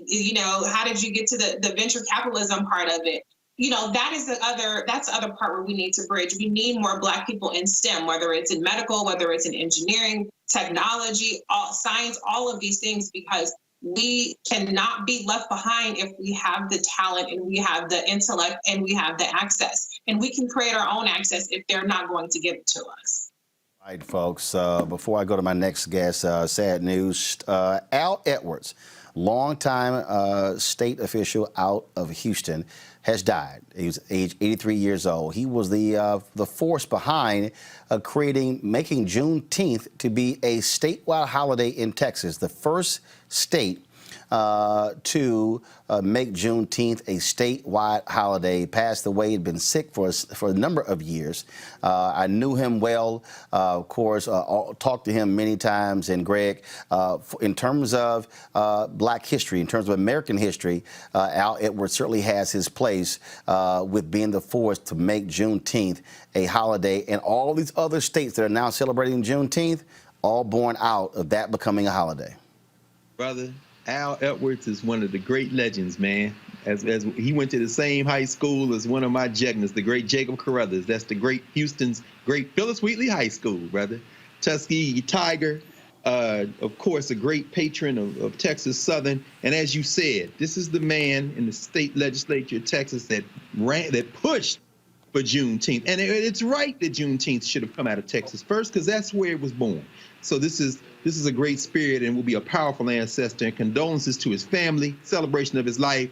And as a brother who knew him, brother, I can only imagine what you're feeling right now and how grateful you are to have been able to spend some time with that very powerful man. Absolutely, absolutely. All right, folks, real quick here, and that is in Georgia. Georgia voters who plan to take advantage of absentee voting process should give the Georgia Secretary of State office plenty of time to process applications, according to Glenn County Elections and Registration Supervisor Chris Chanel. During a normal election, they would process absentee ballot applications, print the ballots, mail them to voters, and count them on Election Day. It will be possible that someone could apply for a ballot at the deadline and still get their vote counted, but that's not likely with the state office handling all things, and the volume could be a problem. The deadline to submit an absentee ballot application is 5 p.m. on June 5th. Folks, if you're in Georgia, we want you to get this thing done a lot early, okay? All right, folks. The Manhood Movement is a global initiative committed to awakening the consciousness of men, delivering key principles for impactful leadership and teaching them how to achieve their highest potential. Well, that's what actor Dondre Whitfield talks about in his new book, Male versus Man. It has been out for a couple of weeks. You can get it everywhere possible. Dondre joins us right now. What's up, Dondre? Brother man, how you doing? All good, all good. Glad to have you here. So let's talk about this book. You have been doing the Manhood Movement for several years. I remember when you came here to D.C. We had you on the show. Why? What started this? You know, it's a great question. My father struggled for much of his life, much of my adolescence. And so subsequently, I didn't get the messaging of manhood that I felt like I should have received from him. And like many of our brothers who grow up, you know, fatherless, whether the father's inside your home or outside of your home, I really struggled to understand why I didn't get that from him. And it wasn't until really 4 years ago when I reconciled with my father that I realized that my father couldn't father me because he himself was unfathered. And so what I wanted to do was I wanted to write a playbook, if you will, for manhood. I wanted to write a book that if my father had this kind of messaging, what kind of man would he have become? What kind of man would I have ultimately become sooner had I had access to this information? And finally, what kind of information would my son need in order for him to better matriculate into manhood himself? It's interesting you talk about that. The writer, historian Nelson George recently wrote a piece talking about his dad and not being present. His dad recently died a week ago from coronavirus. And Nelson talked about only seeing him 3 times in his life. And then he said, and it was very interesting, he said something that I've rarely seen Brother write. He said, I'm glad he was not involved in our lives because then we would not have been able to do what my mom did with us because he would have been coming in and out. And when the conversation, one of the last conversations, he said it finally hit him what the whole deal was, just what you just described. His dad never saw what a father was supposed to be like, and so he just ran the streets. Absolutely. Absolutely. And what to that point, whenever I speak to young brothers, I often ask them, name me your favorite athlete. And, you know, for many of our young brothers that, you know, they really love basketball. And so the usual suspects comes up, MJ, Kobe, LeBron. I said, okay, name me what they had in common. And so they come up with a bunch of things. They were tough. They had talent. They had jump shots. They jump well. They all of these things. And I said, you guys are missing one specific thing, and that is they had coaching. From the time that they picked up a basketball, AAU, high school, college, the pros. And watch this, Roland. The higher you get, the more you level up. You don't get less coaching, you actually get more coaching. So when you become this superstar who's in the pros, you might have a shooting coach, you might have a strength and conditioning coach, you might have a mental coach, might have a defensive coach. You've got all of these coaches. Meanwhile, you're one of the greatest players in the world. And again, to that point, you don't get less coaching, you get more coaching. Well, if it takes that kind of coaching to turn you into a great basketball player, why do we think we don't need that kind of coaching to turn us into great men? Manhood does not come with an age. You don't hit a magical age and turn into a great man. Just because you turn 18 or 21 or 25, you and I know what I describe in Male versus Man as grown males who are in their 20s, 30s, 40s, 50s. I can introduce you to some that are in their 60s. Why? Because manhood does not come with age. It comes with skill sets and then the application of those skill sets. Bringing our panel here. If they're still there, let me know they're still there. I'm gonna go to them. Go to them after this next question, and that is, it's also interesting to me, and I say this all the time. There's a difference between somebody who is a man, a father, and a dad. There's a difference. And to be a father or a dad is not defined by biology. Meaning, it's not a question of, well, I'm the biological. You might be the biological daddy, but it don't mean you a father. As somebody who's helped raise 6 nieces. Yes, indeed. I've been a surrogate father to more than I can keep track of at times, because I understand what it was like to not be fathered. And there are times where I have been a surrogate father to kids that I didn't even know that I was serving in that capacity until later on when they come to me, or later on when their mom comes to me and says, you know, to be honest with you, he's always seen you like his father. And that is how important this role is. There's a reason why God made it necessary for a man and a woman to create a child. And that is because in order to create a balanced human being, that human being needs the messaging of both man and woman. And I don't care who you are. If you are missing the messaging of one of those, you are falling behind in a very crucial and vital areas of your life. If you look at any woman on the face of this earth, look, my daughter is 15 years old, Roland. I can't teach her how to be a woman. And the reason why is because I am not one. But my job in relationship to her growth is to teach her how to be in relationship with a man. I'm the first love of her life. So every day I am the dress rehearsal for what she will ultimately play out in her relationships. Now, it's pretty obvious that my 11-year-old son sees me as the model that he will one day mirror. So every single day when he watches me engage, whether it's with him, my daughter, my wife, my community at large, he says to himself, oh, that's what manhood looks like, walks like, and talks like. Erica.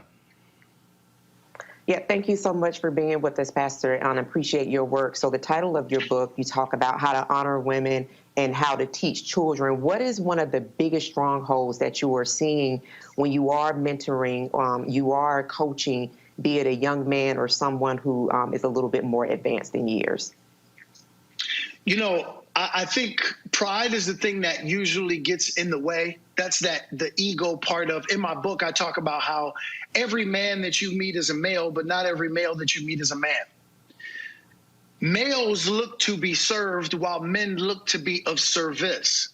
So a male who allows his pride or his ego to get in the way truly shows you his male-like colors, because ego is the one thing that keeps us at the center of constantly serving ourselves. Every single day of my life is about serving people who oftentimes I'm serving people who I don't even know. My children will tell you that sometimes we're walking in the street, and based on what I see from someone, I might say to themselves, you know what? This person needs a conversation. And that conversation might turn into a 35-minute conversation. Not because I'm holding them hostage, but simply because I'm asking key questions, and they finally had an opportunity to have a conversation with someone about an area that they may be lacking in. And I will be honest with you, when we serve in that capacity, when we have a conversation that's full of empathy, where people have an opportunity to engage in a way that they've never had an opportunity to engage, like when you're missing your father and you don't have safe conversations with your father. My son is 11 years old.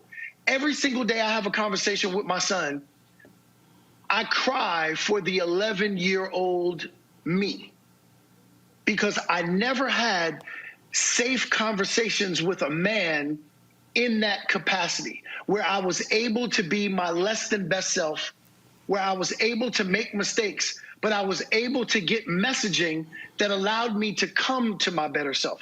So when I engage these brothers who are 20 and 30 and 40 years old, their ego is telling them, I don't need manhood messaging because I am a man. And that's because they're subscribing to the theories of society, which means if I've got great pecs, that makes me a man. If I make over $100,000, that makes me a man. If I've bedded 10 women in this last week, that makes me a man.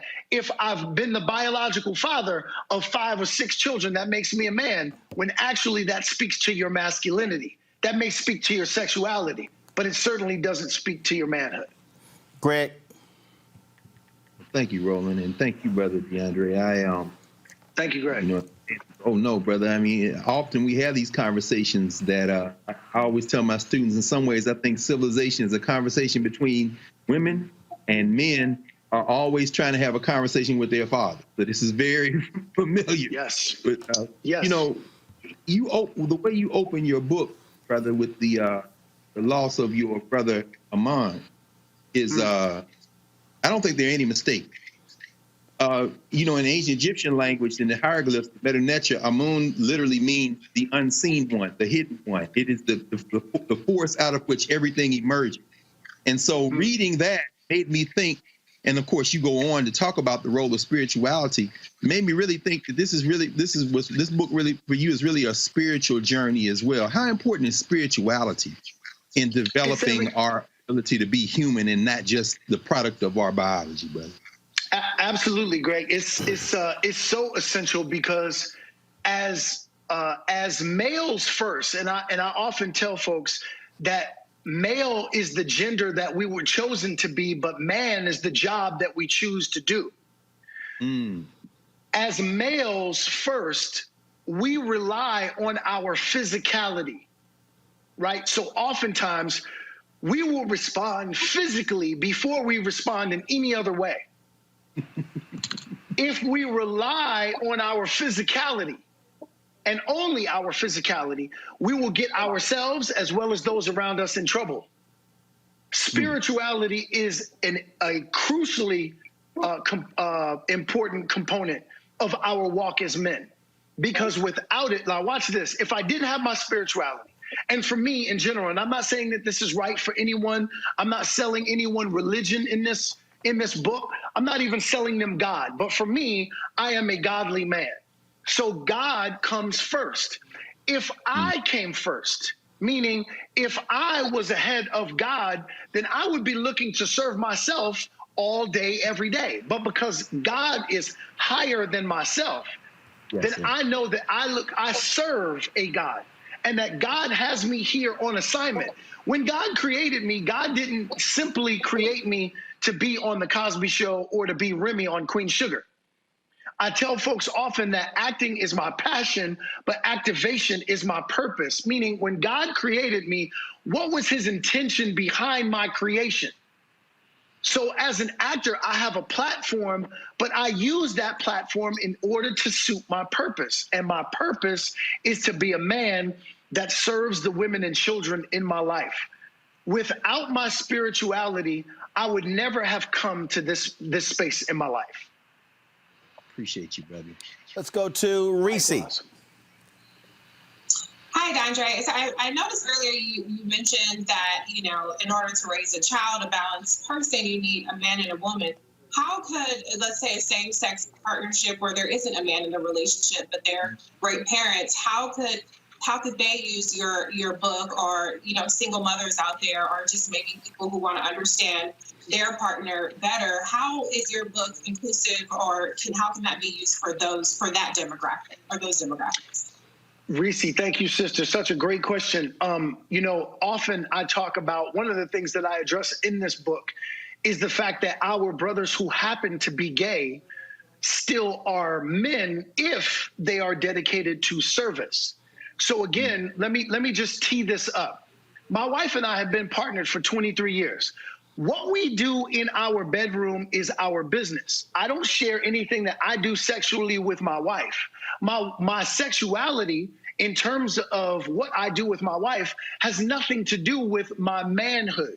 I don't share any of that. And yet, no one ever references that as a part of my manhood. So in the end, why are we trying to address that as it pertains to the gay men in our community? It has absolutely nothing to do with your manhood. It may have much to do with your sexuality.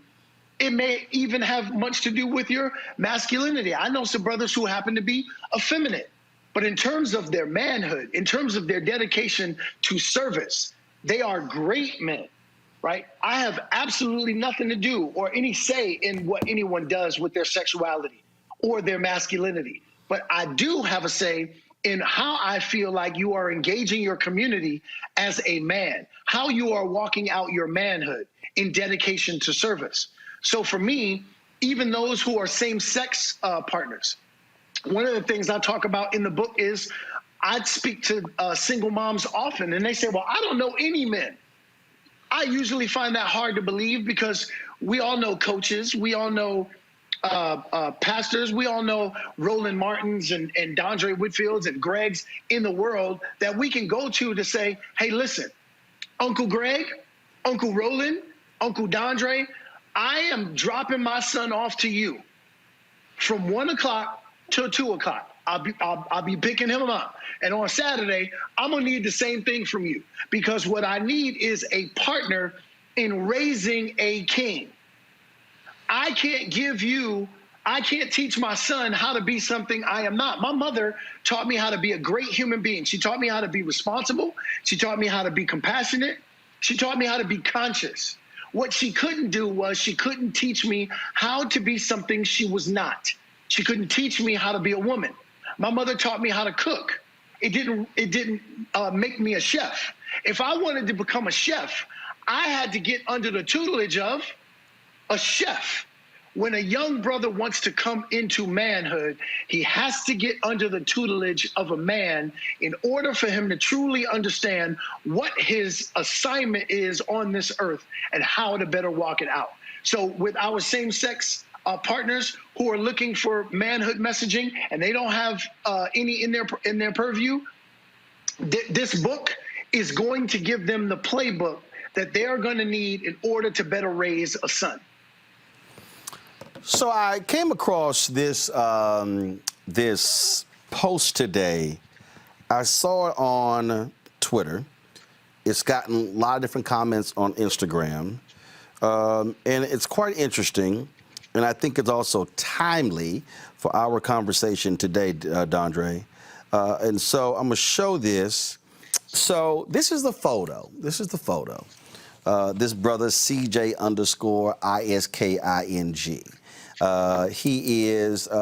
He's throwing the alpha sign up there. But I got an issue with his post, Greg, and trust me, as a fellow alpha, trust me, he would get pulled aside by one of us.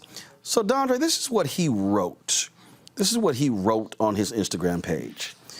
Now that I'm JD, bar number loading, meaning he just got his law degree, I've entered into a new arena of black men. And in this arena, I'm the prize now. Don't just take my word for it, though. And before you kill me in the comments, let me drop some stats for your ass right quick so you can see my point. Black women outnumber black men by 2 million. He goes on to talk about what black women don't want to deal with. He says black women don't want to deal with a black man who's gay, down low, has baby mama issues, or has a felony conviction, record in jail, which collectively is a large percentage of our race. Unfortunately, as statistically, 37% of black men are in jail, while 1/3 of black men have some form of criminal record.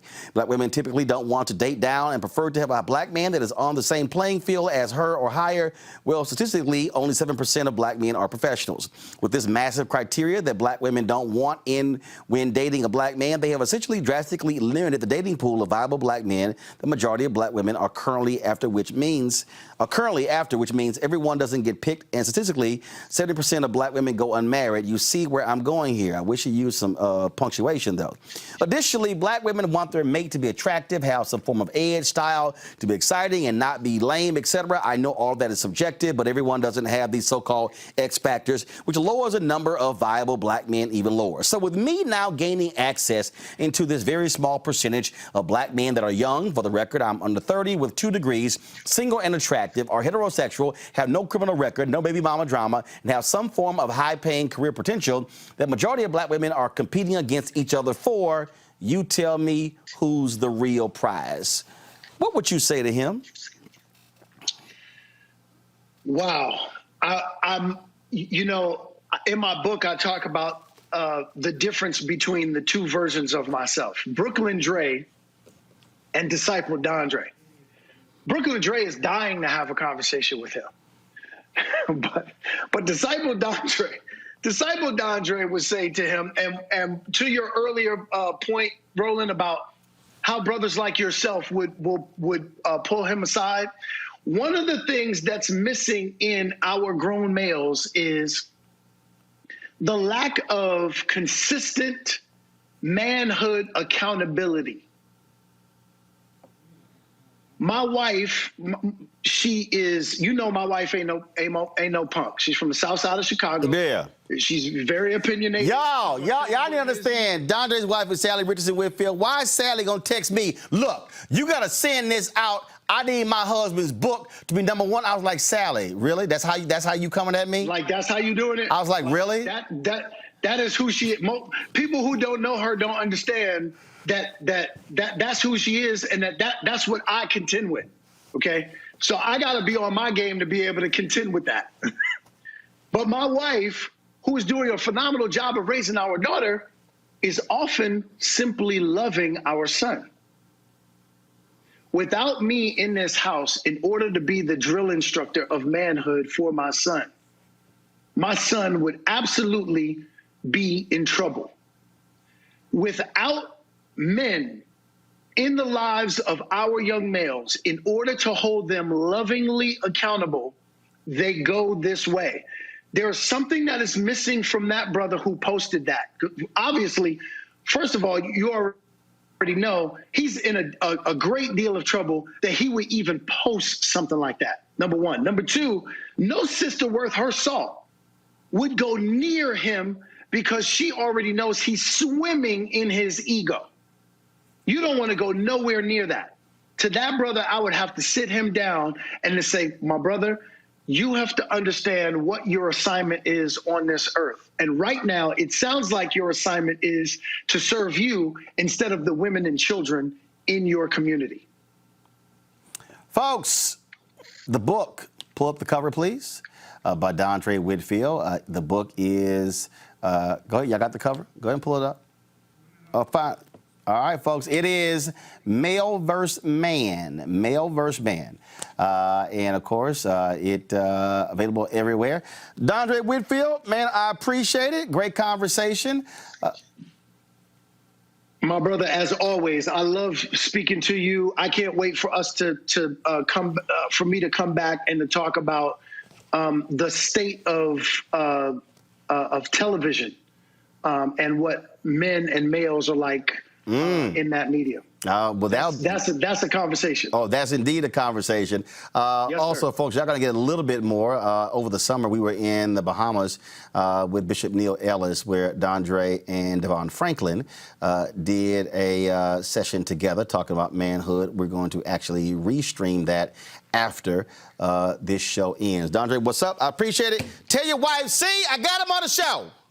Always. Tell her stop being gangster. We love you, bro. I appreciate it. Thanks so much. Sir. All right. Thanks a lot, Dondre. I want to thank Greg, Reese, as well as Erica. Thank you for being on the show today. Great discussion for everybody who has been here. We certainly appreciate it all. Folks, to support Roland Martin Unfiltered, I want to give a shout out to the people who have joined our Bring the Funk fan club in the last 24 hours, who contributed $50 or more. I'm going to read their names: Barbara Roberson, Bill Atkins, Darnie Stanfield, Deborah Glover, Elliot Hoskins, Everly Hurry, Fallon, Henry B. Habersham, Jay King, Jeanette Anderson, Joe Curtis Grubbs Jr., John Hodge, Juan Dukes, Karen Lewis, Kevin Glenn, Land Communications Corp., Linda Scope, Paula Gilliam, Robin Brown, Rosalind Cossey, Sahira Threats, Shonda Graham, Stefan Hassel, Tania Johnson, Theta Cottrell, Tomas Varela, Tracy Harbin, Ujama Educational Technologies, Virginia E. Henry, Walanda Hollins, Yvette O'Neill Robinson. All right, folks, if you want to support what we do,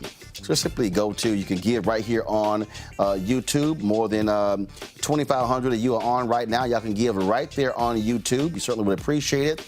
You can give us a Cash App. You see it right there, $RM Unfiltered. Also, PayPal, paypal.me/R Martin. And of course, you can also go to RolandMartinUnfiltered.com if you want to pay via Square. Our goal is very simple. We want to get 20,000 fans by the end of the year. 20,000 fans in a year contributing at least $50 or more. And so we certainly appreciate what you do. If you can't, look, we appreciate every single dollar of all of our fans. Folks have given us $1, $2, $5, $10, $25. And so we appreciate all of that. You make it possible for us to do what we do, and we thank you. So, Frat Mark Peters, thank you so very much. Shakim, James Bush, Vincent Wright. I can go on and on and on. I want to thank everybody who've done that. Cassandra Holmes, thank you very much. Desiree Jackson, thanks a lot as well. So there's so many others. Of course, every Friday we also scroll all the names. We're going to have that tomorrow, and so we thank you very much, folks. So please support what we do. The conversation we had today ain't happening. African-American infectious disease expert talking coronavirus, member of the CBC on the show, sitting here breaking down Howard University's new hospital, having Howard Bryant talk about the issues dealing with sports and race, and of course, Dondre Whitfield as well, and of course, Mary Spio talking about Seek.com. Y'all, this is why we exist, to give you what nobody else is going to give you, and that's the way we roll. All right? Enjoy the conversation between Dondre and Devon Franklin. I'll see you all tomorrow. Holla!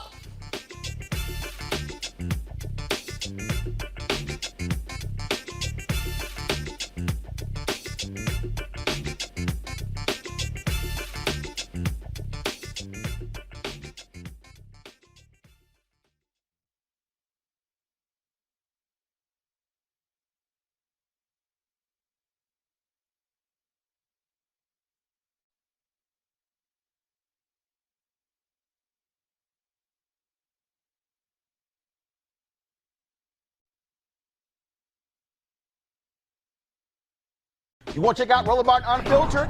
YouTube.com/Roland S. Martin. And subscribe to our YouTube channel. There's only one daily digital show out here that keeps it black and keep it real. It's Roland Martin Unfiltered. See that name right there? Roland Martin Unfiltered. Like, share, and subscribe to our YouTube channel. That's YouTube.com/Roland S. Martin. And don't forget to turn on your notifications so when we go live, you'll know it. Hey everybody, this is your man Fred Hammond, and you're watching Roland Martin, my man, Unfiltered. Hi, this is Essence Atkins, and you're watching Roland Martin Unfiltered. Hey yo, peace world, what's going on? It's the Love King of R&B, Raheem Devon, and you're watching Roland Martin Unfiltered. Hi, my name is Brescia Webb, and you're watching Roland Martin Unfiltered. Well, I like a nice filter usually, but we can be unfiltered. What's going on? This is Tobias Trevelyan, and if you're ready, you are listening to and you are watching Roland Martin Unfiltered. What's up? I'm Lance Gross, and you're watching Roland Martin Unfiltered. Hi, this is Cheryl Lee Ralph, and you are watching Roland Martin Unfiltered. I mean, could it be any other way? Really? It's Roland Martin.